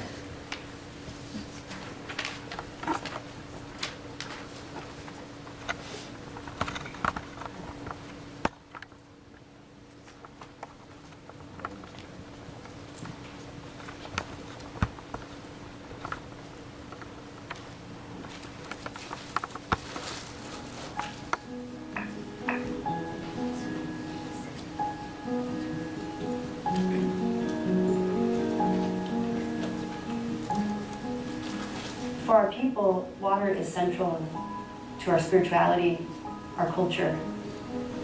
A lot of our towns or our communities are named after water. Under Black Mesa is the Navajo aquifer, so it's the sole source of drinking water in this whole region. It's prehistoric water. You can take it right from a stream, and it's better and cleaner and healthier for you than bottled water. When a spring isn't replenishing, it really has an impact on our spirituality and our way of life. A lot of our work for Black Mesa Water Coalition has been about how we protect our aquifer from companies like Peabody Coal Company. They still use about 1,400 acre-feet of water for their mining operations. We started to see the physical impacts. Springs were drying up. Peabody was using Navajo's water for coal mining, which fed the generating station. It's called the Navajo Generating Station. It's on Navajo land. People assume that we own it, but we don't own it. There's really not a lot of economic opportunities, especially where our world is at today. If we really want to continue to live in our communities, at some point we have to show that it is possible. That's why just transition is important. We are not about shutting down the mines, shutting down the plant, and losing all of these jobs. A just transition to me means we're intentional about ending the fossil fuel economy in a way that builds up an alternative economy that benefits our people. We can transition. We can do it ourselves.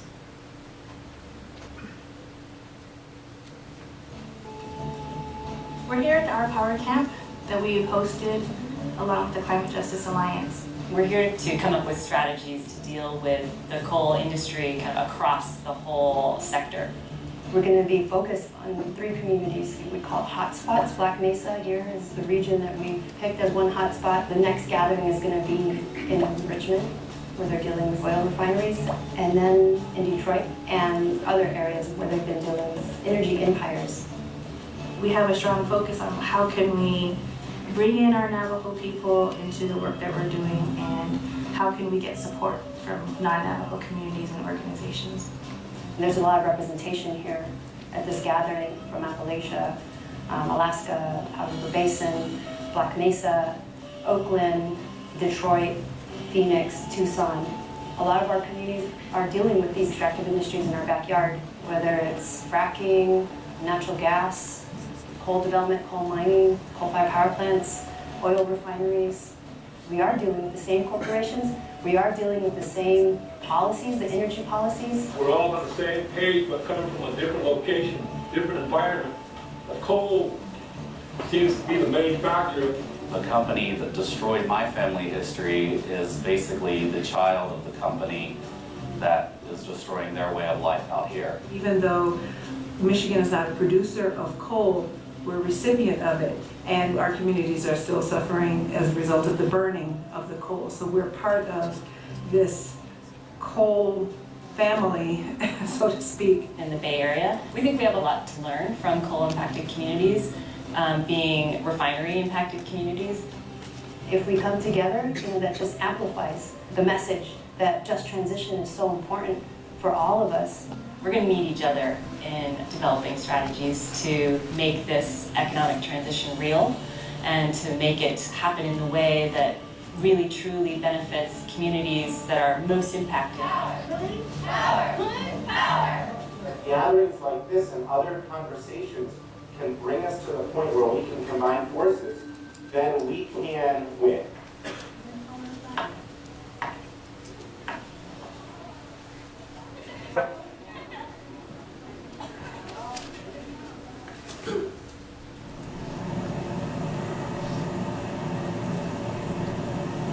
The Navajo Generating Station powers a 300-mile canal from Lake Havasu area to Phoenix and Tucson. It's called the Central Arizona Project. They call it CAP.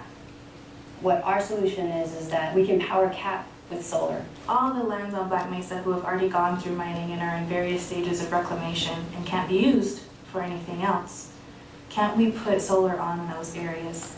There's existing transmission lines, there's existing infrastructure, and can we as Navajo people be owners of that?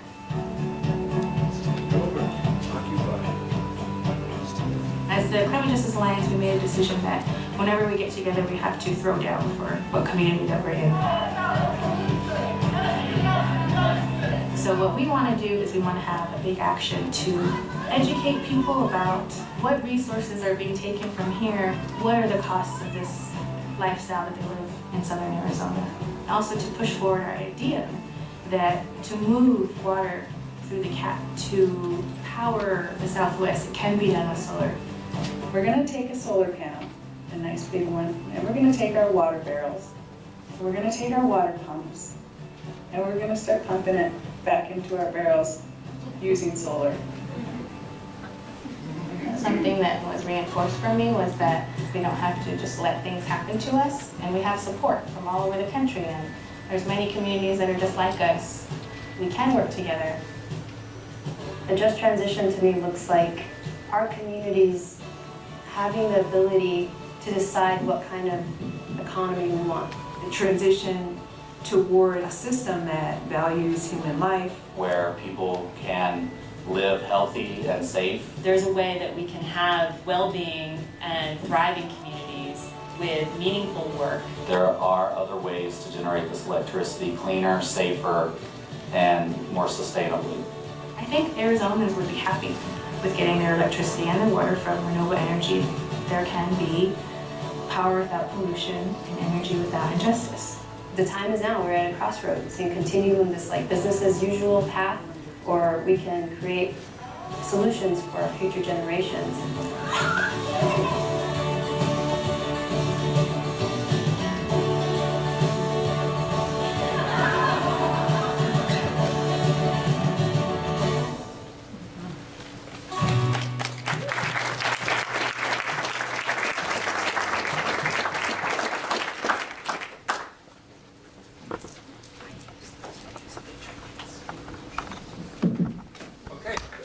Thank you very much, Sarah, for the beautiful talk and very inspiring video.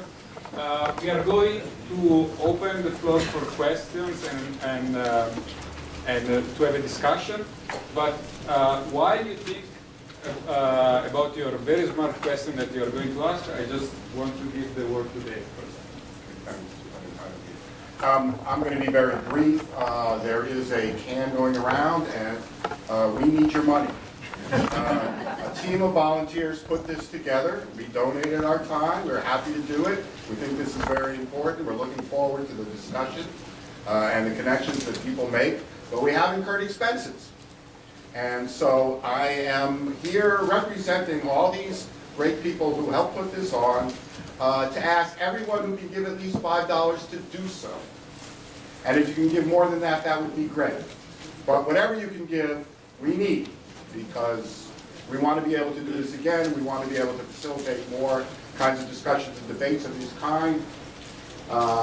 Eric has a picture if you want to replenish the resources, and there's a can going around. So thank you very much, and we're glad you're here.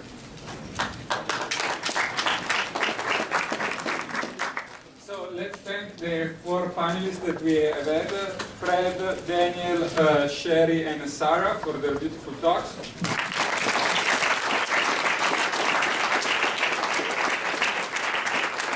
And now the floor is open for questions. Who owns the power plant in Arizona?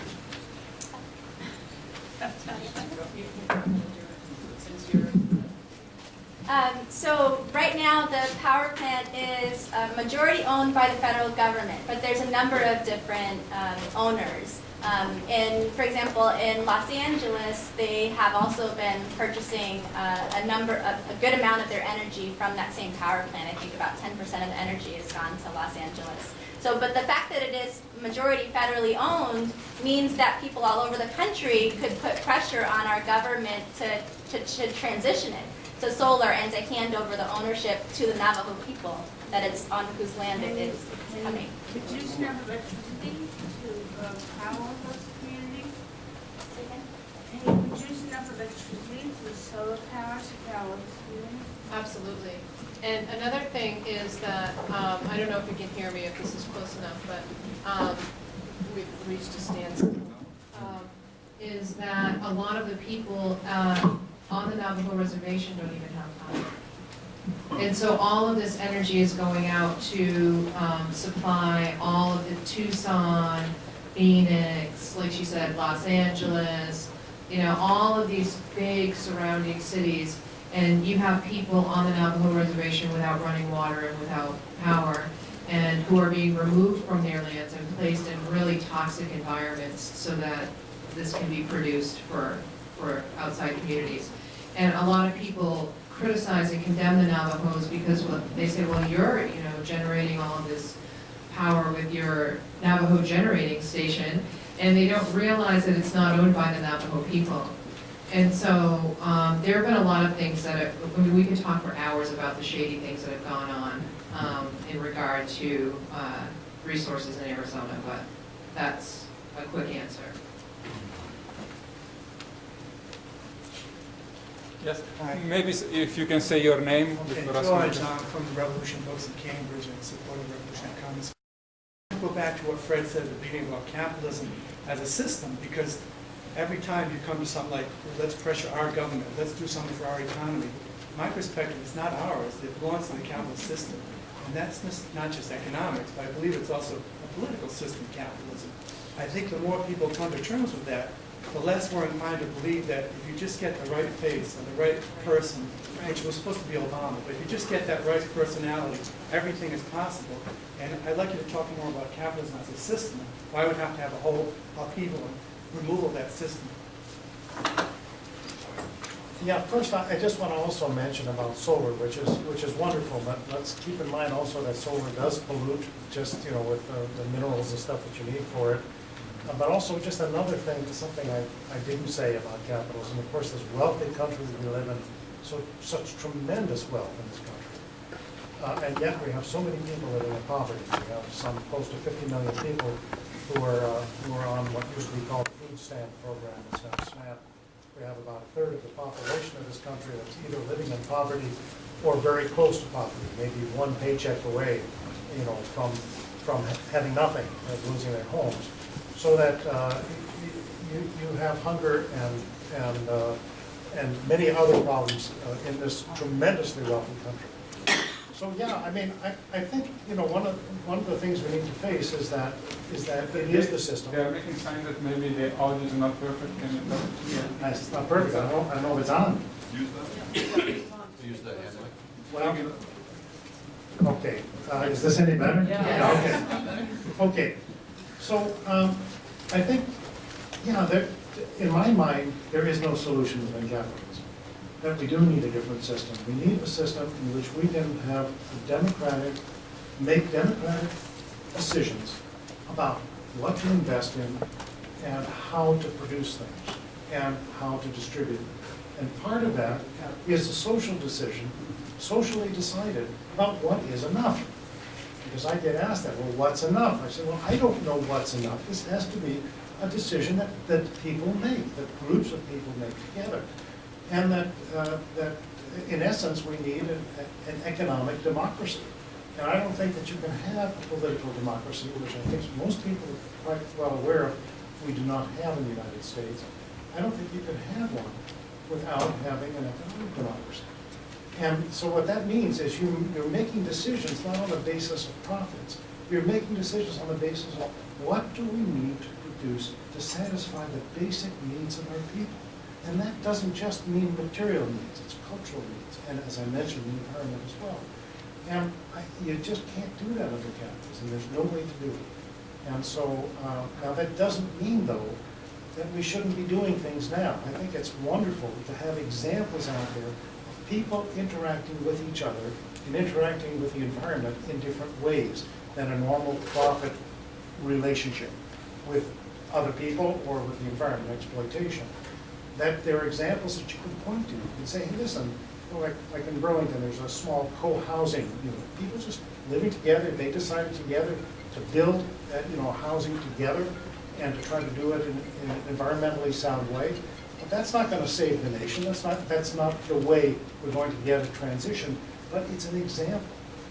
The community-supported agriculture, CSAs, are examples. What they're trying to do out in Arizona may be other examples. And I think that they're good to have. And I think we need to keep in our minds continually and to educate ourselves and others that we need a drastic change, that it has to be a complete change.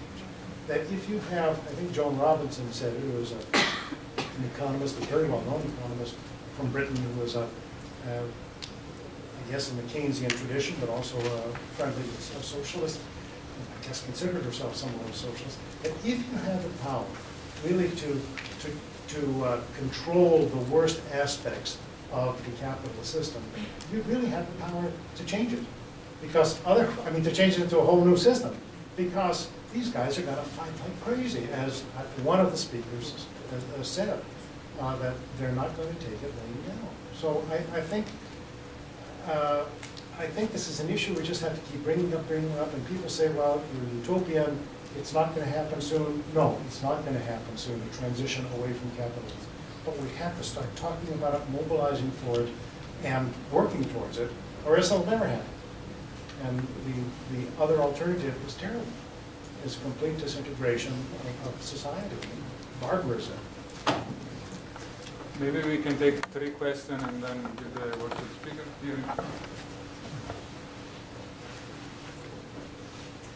Hi, my name is Bill Lewis, and as you can tell, I just came back from West Virginia. You referred to the little spill we had down there. We had 10,000 gallons of chemical used for flocking coal spill out into the Kanawha River and poisoned everybody. So I was down there driving water for people who were affected by this. And one of the things that I wanted to discuss or talk about was precisely some of the stuff that we were just talking about, which is this concept of capitalism. Because to you, capitalism means one thing, and to the people that I'm talking with down there, it means something really different. You know, when you look at capitalism, you say in the classic version, capitalism means the freedom of people to go out to an economic system and do what they want and have a democratic society where we, the people, decide what the rules are and the market, capitalist market, just obeys that. Most of the the people I'm dealing with look at it like that. And when we start using the word capitalism is evil, we've got to get rid of it, then we lose all of those people. And so that's my concern here, that when you look at what we would call crony capitalism, otherwise maybe fascism, any place where the markets are cheating and working with the government, in a capitalistic system, a true capitalistic system, that still never would have happened. Because if you own something, you don't let it rot for 20 years without inspecting it. But what happens, of course, is in the system we have, with short-term profits and all that kind of stuff going on, it is worthwhile for a company to ignore their equipment and let it spill, because whoever saved that money is out of the company mind there, and so they don't have to be responsible for that. And then when you work with the government just covers it all up. Nothing's going to happen to those people. So I wanted to sort of make that contrast and ask your opinions. Not, you know, when we say capitalism, I think what you're looking for is the same thing that I'm looking for: the freedom of people within an economic system to make their own decisions without coercion by government or other capitalistic systems. So that's half a question and half a statement. Okay, we'll take a couple of more questions. What are that? So I'm Joe Ramsey. I work with the Center for Marxist Education down at 550 Mass Ave. I'm also involved with Cultural Logic, which is a journal that just put out an issue on culture, on climate crisis and the crisis of capitalism. I guess I differ from Bill, who just spoke on this very issue, and I think it's very important. It would be a huge step forward, right, for people who think of themselves as green to think of themselves as red too, right? Which is to say, to make the issue about capital. Like capitalism, people have a lot, and yet how can you have a system? It's not rocket science in a sense, although it's important to read Marx, and I think you can really get into the depths here and read Monthly Review and stuff, right? You know, how can you have a system that's based on endless anarchic accumulation and expansion on a finite planet with finite resources and finite places to dump stuff, right? You know, it seems to me like I think we need to push back against the risk, you know, the urgency of the climate crisis and the urgency of the politics of pulling people together now can turn into something, I think, which is negative. Urgency is important and necessary, but it can turn into impatience, right? Impatience and a kind of opportunism of just talking to people where they are now, and not taking the time, which this conference precisely is, to deepen our understanding, to get beyond kind of what the capitalist ideology wants us to think capitalism is, and to really understand the nature of that system.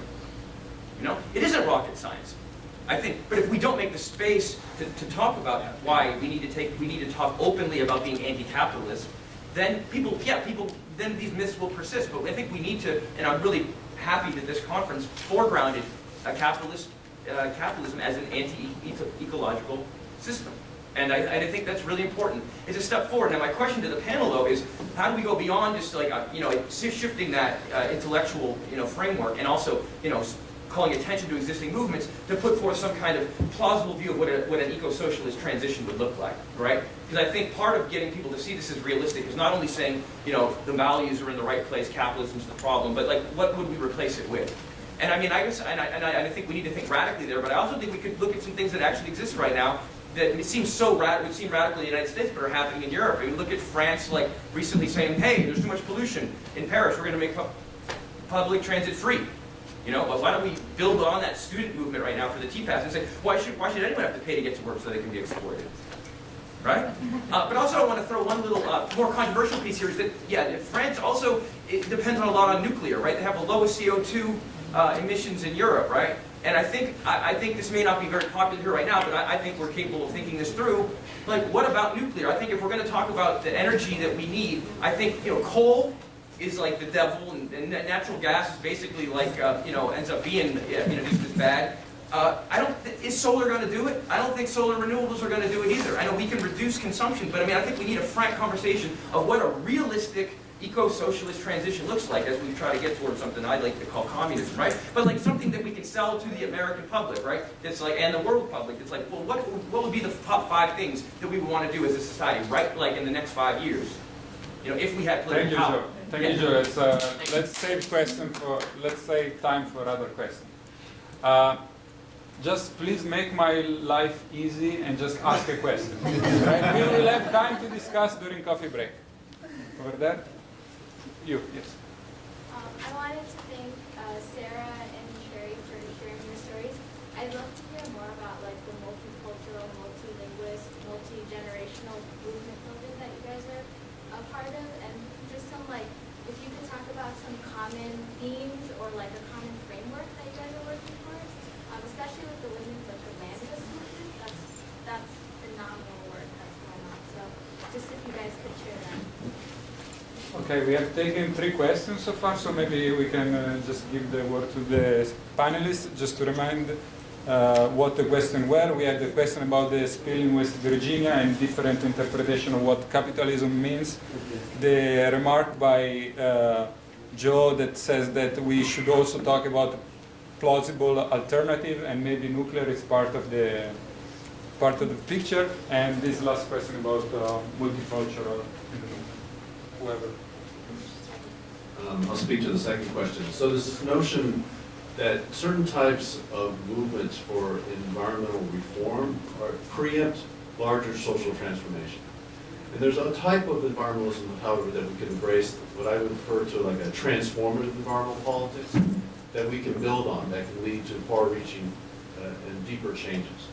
So for example, I'm part of Alliance for Healthy Tomorrow here in Massachusetts, 165 different organizations. AFL-CIO is of all labor, Mass Council churches, public health associations, environmental organizations, and we come together and what we're doing analysis around chemicals policy.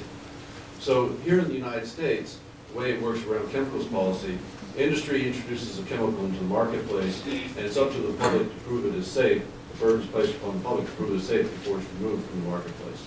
In Europe, they adopted something called REACH, which is new chemicals policy, but now the burden is placed upon industry to prove that chemical is safe before it can be introduced into the marketplace. The profit imperative becomes subordinated to the notion of public health. So here in Massachusetts, therefore, we want to embrace that notion that no chemical should be allowed to be used in Massachusetts if it's toxic, if it's harmful.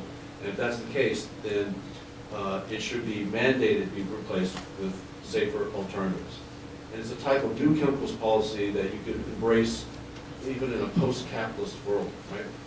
Because it's politics about introducing a chemicals policy that does not use the American people as guinea pigs. And so we've almost got that through the legislature here in Massachusetts. Governor Patrick told me he would sign it if it ever reaches his desk.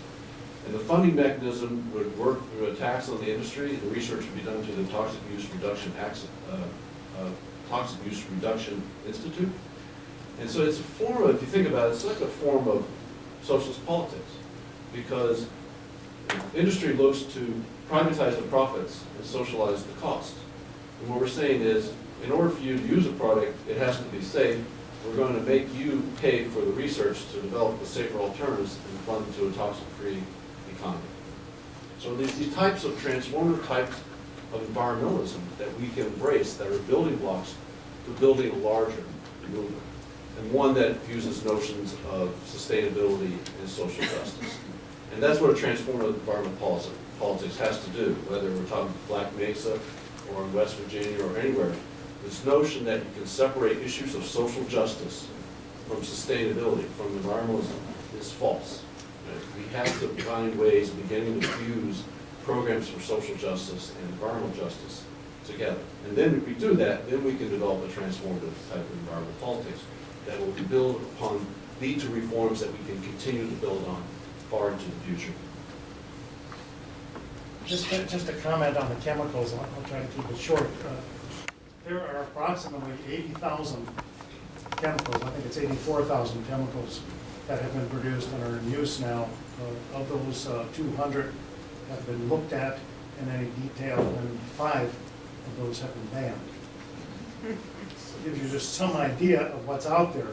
So what's being talked about is the introduction of new ones. Imagine to go back and try to go through those 80,000 that are out there and be involved. Anyway, that's a different story.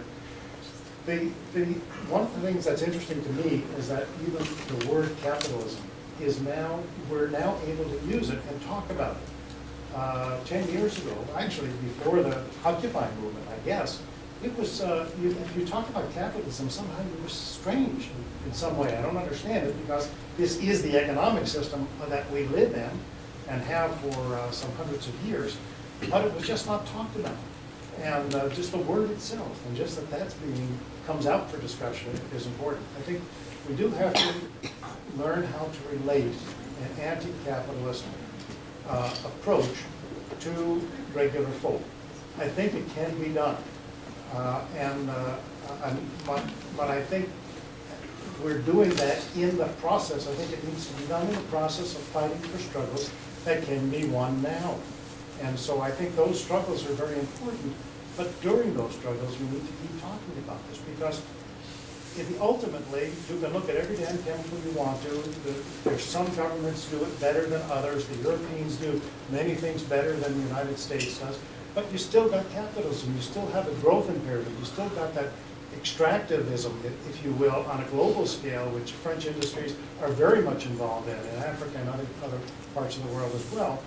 And so, tackling one issue by one issue by one issue, it's important, but we've got to keep it in our minds as a whole. And I think this is really what is in front of us, is how do you put all of this together in a movement? Because the Indigenous rights movement is terribly important. The climate change movement, which is separate from it in some ways, is very important. And putting all of these, the struggle for better jobs and more jobs, is very important also. And somehow we need to put all of these together. One of the issues that comes up with coal and doing away with coal plants or using less coal is, well, what about the workers who are mining the coal? What about the people that are in the plants? We can't forget the workers. We have to have a system in which everybody who wants a job can get a job.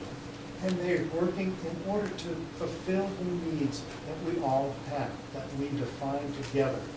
And as I mentioned before, one of those needs is a clean environment, because a clean environment and a healthy environment is part of what preserves us and is our safety net, if you will, from an ecological point of view. I think they need to say something on there. Well, great questions, and thank you for those responses. Yeah, I want to talk a little bit to the question about the common themes and a little bit to the question of the different kinds of solutions. In terms of common themes, one thing that we're seeing around the world and also in the US is that the way that capitalism is functioning right now, the way that people and corporations are trying to make more and more profit, is more and more on the commodification of life itself.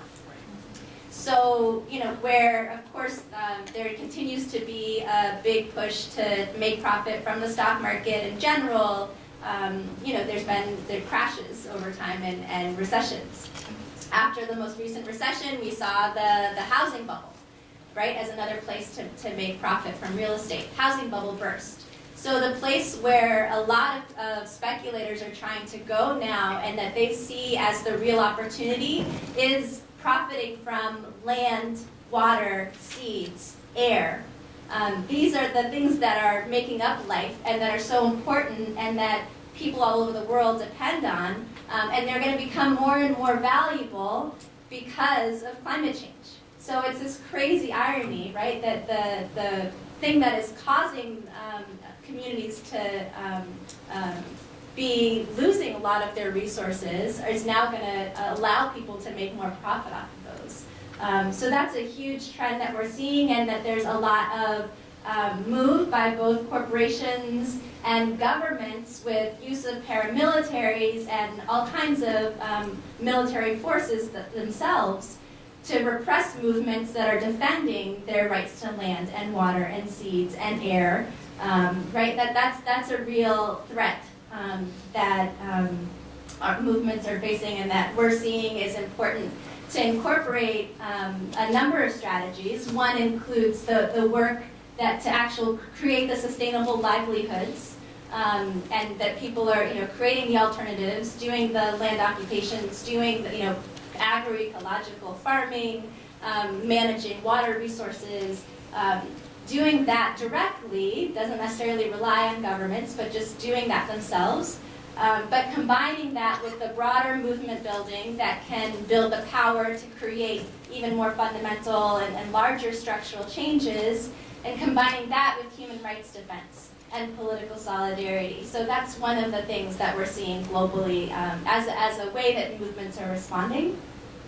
And then another thing that we're seeing as a real theme is the importance of women's leadership. So the woman in the back brought up the hearing about stories of women, and that's something that we are seeing coming up more and more with a lot of strength all over the world, is that women are demanding more and more space within different kinds of movements. In La Via Campesina, for example, they have a policy around gender parity, where 50% of all the leaders have to be women, because of course the base, most small-scale food producers are women, and youth as well.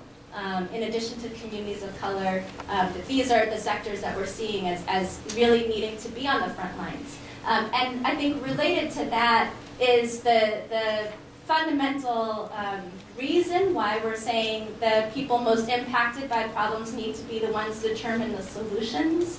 Because if they're not, then the solutions that are developed, even if they're with the best of intentions, often do more damage. And I would say, there's different opinions on this, but I would say, for example, nuclear is one example of that, right? Where, who's impacted by the uranium mining itself?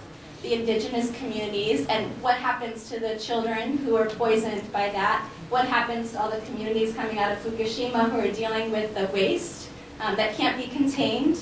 So that's just one example, but there's a lot of other things like that, and I think it just shows why we really need to make sure that we're listening to the people who are most impacted, and the solutions come from them, and there really are, I think it's obviously a huge problem that we're facing, and we're going to see a lot more pain and suffering, but the scale of that pain and suffering is still to be determined, and I think a lot of communities can make an impact on that. We think the brightest solutions are coming from the grassroots, from the ground up, and really a trans-local strategy is really important. So it's not just about national legislation, while of course it would be great to have national legislation that was meaningful in cutting back greenhouse gas emissions from the US, but really the scale of the problem doesn't determine the scale of the solution, as our folks at Movement Generation say.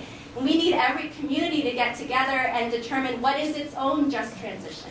In Boston, what does that look like? Well, we have to ask people like ACE and folks at the Chelsea Collaborative and the Boston Workers Alliance. And if communities all over the world do that, which a lot of them are, that's where we're going to see the solutions coming from. Oh, sorry. Is this on? Yeah. There are so many things that we could talk about. We could be having a week-long workshop here.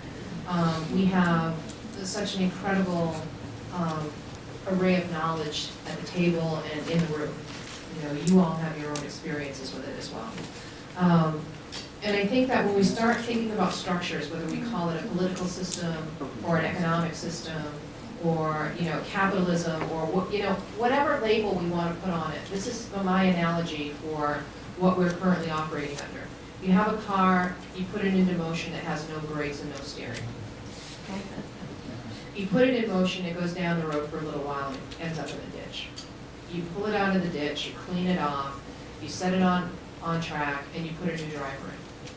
And you set it in motion again, and it goes down the road, and inevitably it's going to crash because it has no steering and it has no brakes.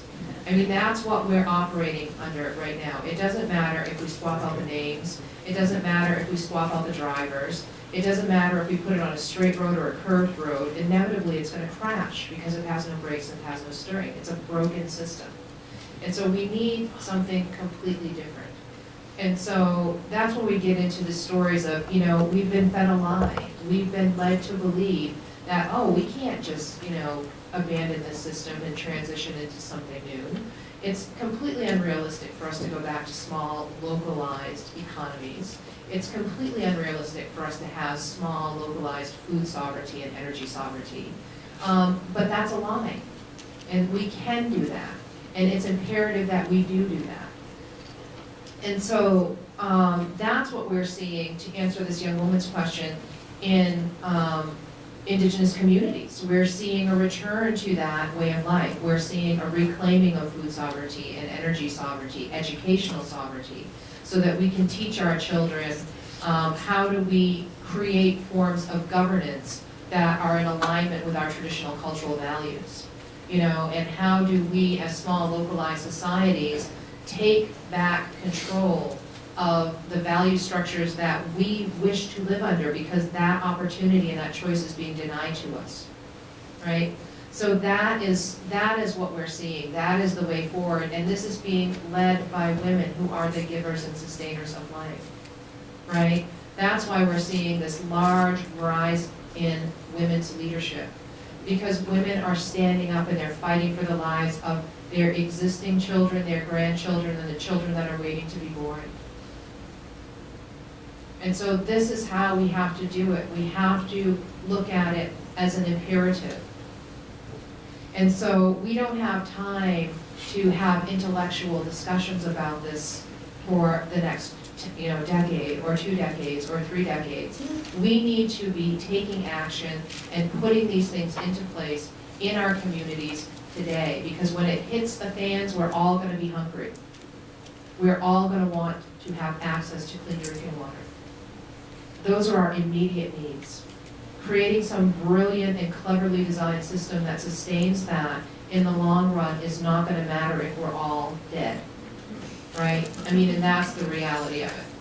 And so when we think about things like, nuclear energy, you have a tiny little window in the center of clean energy. On the front end and on the back end, it's filthy. That is just not a viable solution, because you're only having this tiny little window of clean energy. And the indigenous populations all over the world are living in the filth of the front and the back end of that industry right now, and they have been for generations. And one last thing, two more things. One, I'm just going to say, take the time to educate yourself. I can't believe we're not talking about the TPP, because all of our local efforts are for naught if the TPP passes, because there needs to be, it's a Trans-Pacific Partnership, it's a trade agreement that takes away essentially the sovereignty of every country that signs onto it. So these countries can be sued for passing laws that we're talking about food sovereignty. You can be sued for passing a law that allows for localized organic farming, because you're interfering with the profitability of people like Argo and Monsanto. The country can be sued for passing environmental laws that impede the profitability of these corporations. And, this is a discussion, this is the big net. All of our local efforts will be for naught if we don't take time to step back and pay attention to the big net. And TPP is the big net that everybody needs to educate themselves on, become really well versed in, and start standing up against immediately. And then finally, somebody said that the Indigenous rights movement and the climate movement are kind of separate. Was that you, Fred? Yeah. And so let me take a moment to discuss that. Some of the last pristine lands and waterways on this planet are in the hands of Indigenous people. Indigenous people have a unique position in regard to Aboriginal rights, treaty rights, nation-to-nation relationships that no other group has. That there has been the biggest attack on Indigenous rights in the last probably 15 years that we've seen in 100 years. And that is because of dwindling resources. So there has been a push to take away Indigenous status, Aboriginal status, to attack on every different level. There have been 3 Supreme Court cases, Carcieri, Patchak, and the Baby Veronica case, access to lands for tribal people, land usage for tribal people, and access to future generations for tribal people. These are all acts of complete genocide that are trying to eliminate the legal right that Indigenous peoples have to their lands and their waterways and to their subsistence rights. And it would be in everybody's best interest to protect those, because if the Indigenous peoples lose their rights to their lands and their waterways, then the lungs of this country will be gone. Your access to potable water will be gone, because a lot of that stuff originates in indigenous lands. And so they are inextricably connected. There is no separation between indigenous rights and environmental justice right now. And like I said, there's a nexus point between indigenous rights, environmental justice, and human survival that cannot be separated, because those lands are the last pristine lands on the planet. And it's imperative that they're protected and that the rights of the indigenous peoples are protected, because if they lose them, those lands go into the hands of industry. My point was that the environmental community has been basically separate Right. from these others. And Right. that needs to be put together. Right. So I'm in the uncomfortable position of standing between you and your coffee. Okay? We will take 2 extremely quick questions followed by 2 extremely quick answers. I already agreed on. Okay, my question is, it's a question that Jill Stein is speaking has been known about. And my question to you folks is, we're talking great ideas of building a better world, but we have another thing that we've been using for years. It's called nonviolent civil disobedience. And my question to you folks is, and I think it's time we did a lot more of it. It's been very silent. They're doing it up in Canada, the tar sands. I did a thing in Montana this summer. I did a workshop on the tar sands there, the rainbow this past summer. And my question of you is, how do you feel about doing more nonviolent civil disobedience? Because it's not been done enough. The media is a blackout on us on the left. Corporate media won't cover us unless we do something like this sometimes. So my question for you folks is, what do you think about nonviolent civil disobedience? We take 2 more questions over there. My name is Vandana. My question is actually to do with something that you've already discussed a little bit, but going a little deeper. I'm very concerned about what's happening in the Arctic. As you know, the Arctic is melting at a phenomenal rate, and it's crucial to overall global climate change. And what I want to know about is that it seems to me, from my kind of somewhat superficial as yet learning on the subject, that there seems to be different opinions among different indigenous communities around the Arctic. So for instance, I've heard that in Greenland, the Inuits are very much, like into the oil and gas exploration that's coming up. I've heard that in some places they're preventing the oil companies from coming in. I've heard in other places that they're saying, well, it's true that the oil industry has destroyed our economy, our subsistence, and have, but they're the only employers in the region, so we need them for economic reasons. So if you look at the North Slope of Alaska, they have oil and gas drilling out there. More and more is opening up because the Arctic is melting. And there's something very pernicious about that feedback loop, because of the fact that the problem is causing more problems, but that's the sole apparent source of employment. So how would people there, and are people there looking to alternatives, and if so, how, in a place where you can't grow food because it's so cold? So I was just wondering if you could comment on the situation in the Arctic. We are taking the last question over here. Please quick.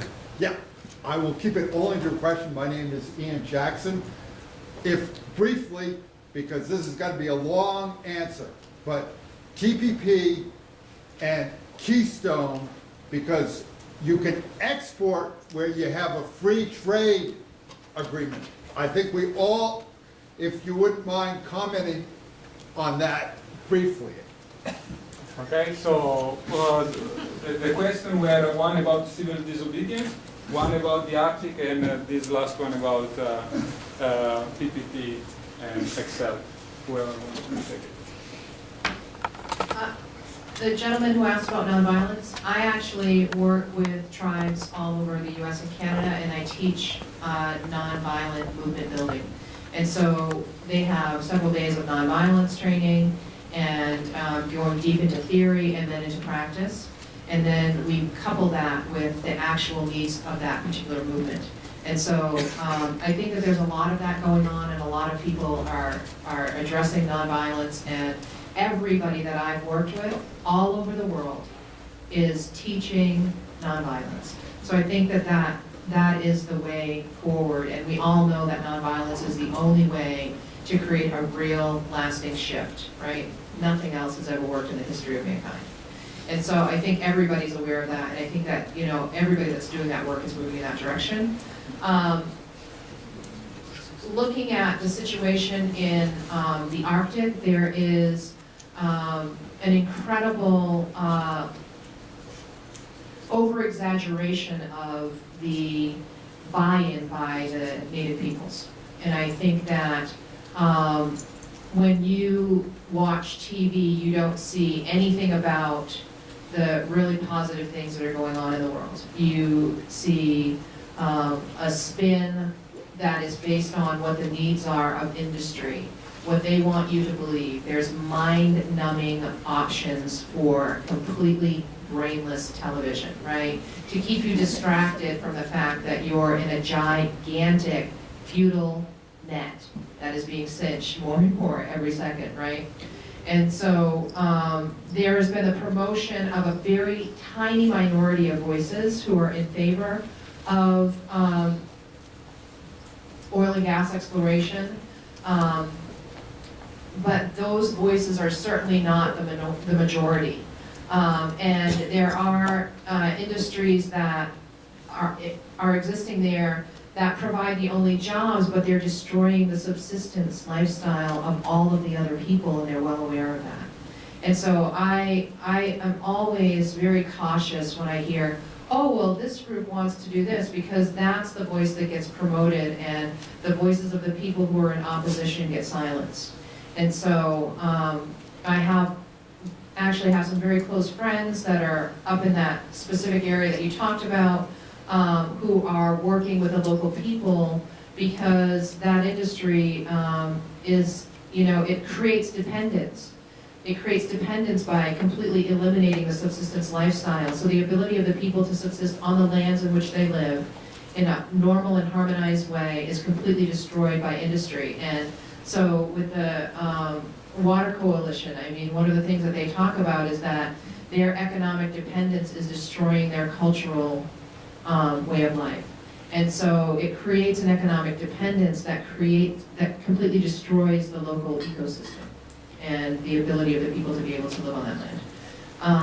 And then the TPP and KXL, I mean, it's all connected. When we had these issues going on up in New Brunswick recently, in Nova Scotia, this organization called SWN, they said that they were going to leave, and people thought it was a great victory, and we had to sadly tell them it's not a great victory. They're coming back in 2015 because they assume that the TPP is going to be signed by them.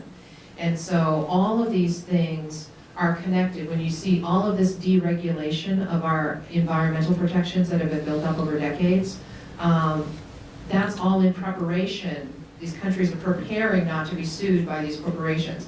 Also, you can't bring suit against any of them in a domestic court under the TPP. It goes to an international tribunal that's being created by these corporations. And so, I mean, it's just a bad deal all the way around. And all of that, everything, this sweeping stuff that we're seeing, it's all deeply connected. I'll do quick. So, yeah, thank you for that. And the short answer to the question about nonviolent civil disobedience is like, yes, we definitely need to be doing it more and in lots of different creative ways, right? So I know that there's been a lot of actions people have been doing around Keystone XL, and there's a lot of different actions that people are doing around the world that also are about putting bodies and lives on the line, but also about creating the vision for what we're building. So all over the world, there's these laws that are being passed that are criminalizing the simple act of saving seeds. They're called Monsanto laws. And this is something that, you know, it's incredible, it's infuriating, it's crazy, but actually farmers saving seeds and sharing them with each other is a kind of civil disobedience, and that's something that we need to be doing a lot more of. What City Life Vida Urbana does in Boston around eviction blockades is a kind of civil disobedience we need to be doing more of. Defending homes, that's part of an ecological justice vision, and I think yeah, just being really creative with that. And then in terms of the Trans-Pacific Partnership and the connection between trade and climate, Sherry talked about that already. I'll just mention that at the World Social Forum, which is a convergence of social movements all over the world, that came together last year in 2013, there was a climate tent, and it brought together people all over the world from different sectors of different movements, and they said actually one of the key things for people who are interested in climate justice right now is to be engaged in resistance to free trade. Because that's a place that a lot of different issues, whether it's agriculture, migration, extraction, all kinds of different things are intersecting at that point of free trade. And the World Trade Organization itself is trying to build back its power. The Trans-Pacific Partnership is another example. So I think a lot of social movements agree that that's an important nexus. Yes, we need lots of civil disobedience, and we need to rebuild the movement from the base up. The traditional tools of the environmental movement, other social movements that are locked into the policy side, silos, doesn't work anymore. You have a Congress that's been bought and sold by Exxon. They're not listening to the traditional methods that environmentalists have used to enact legislation in terms of lobbying or public education. So we have to rebuild the movement from the bottom up. And we have to mobilize people, and we have to start bringing movements together to build a larger agenda that speaks to the concerns from people from all walks of life. Secondly, around TPP, obviously that one of the purposes of the free trade agreements is to pit different peoples, governments, and regions against one another in a bid to create favorable business climates by gutting every environmental or occupational health and safety regulation there is, because that is considered to be a barrier to free trade.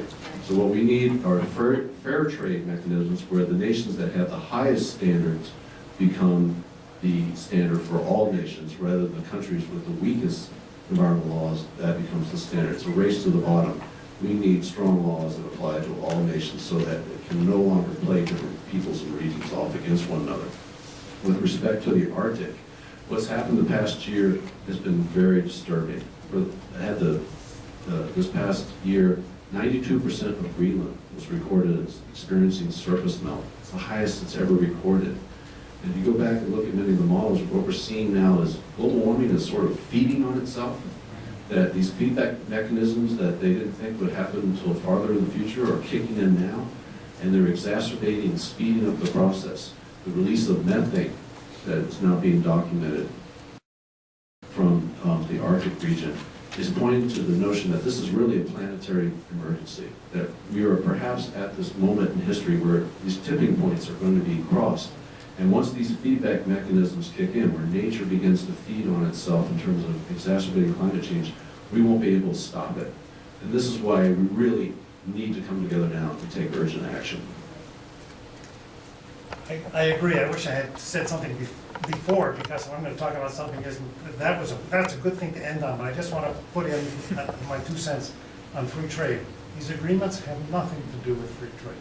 Okay, the TPP, the WTO, NAFTA, it's all about the freedom of capital to do what it wants to do, to go where it wants to go, to invest in what it wants to invest in, and to repatriate profits when it has profits.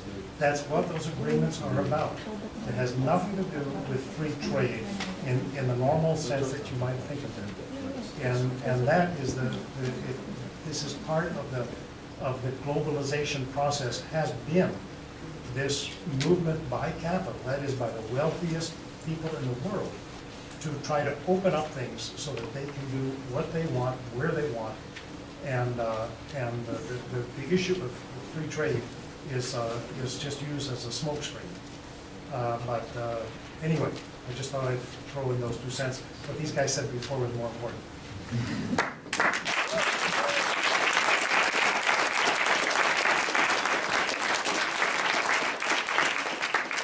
So on behalf of all the people in the room, I really want to thank our speaker for the amazing talks that we have heard.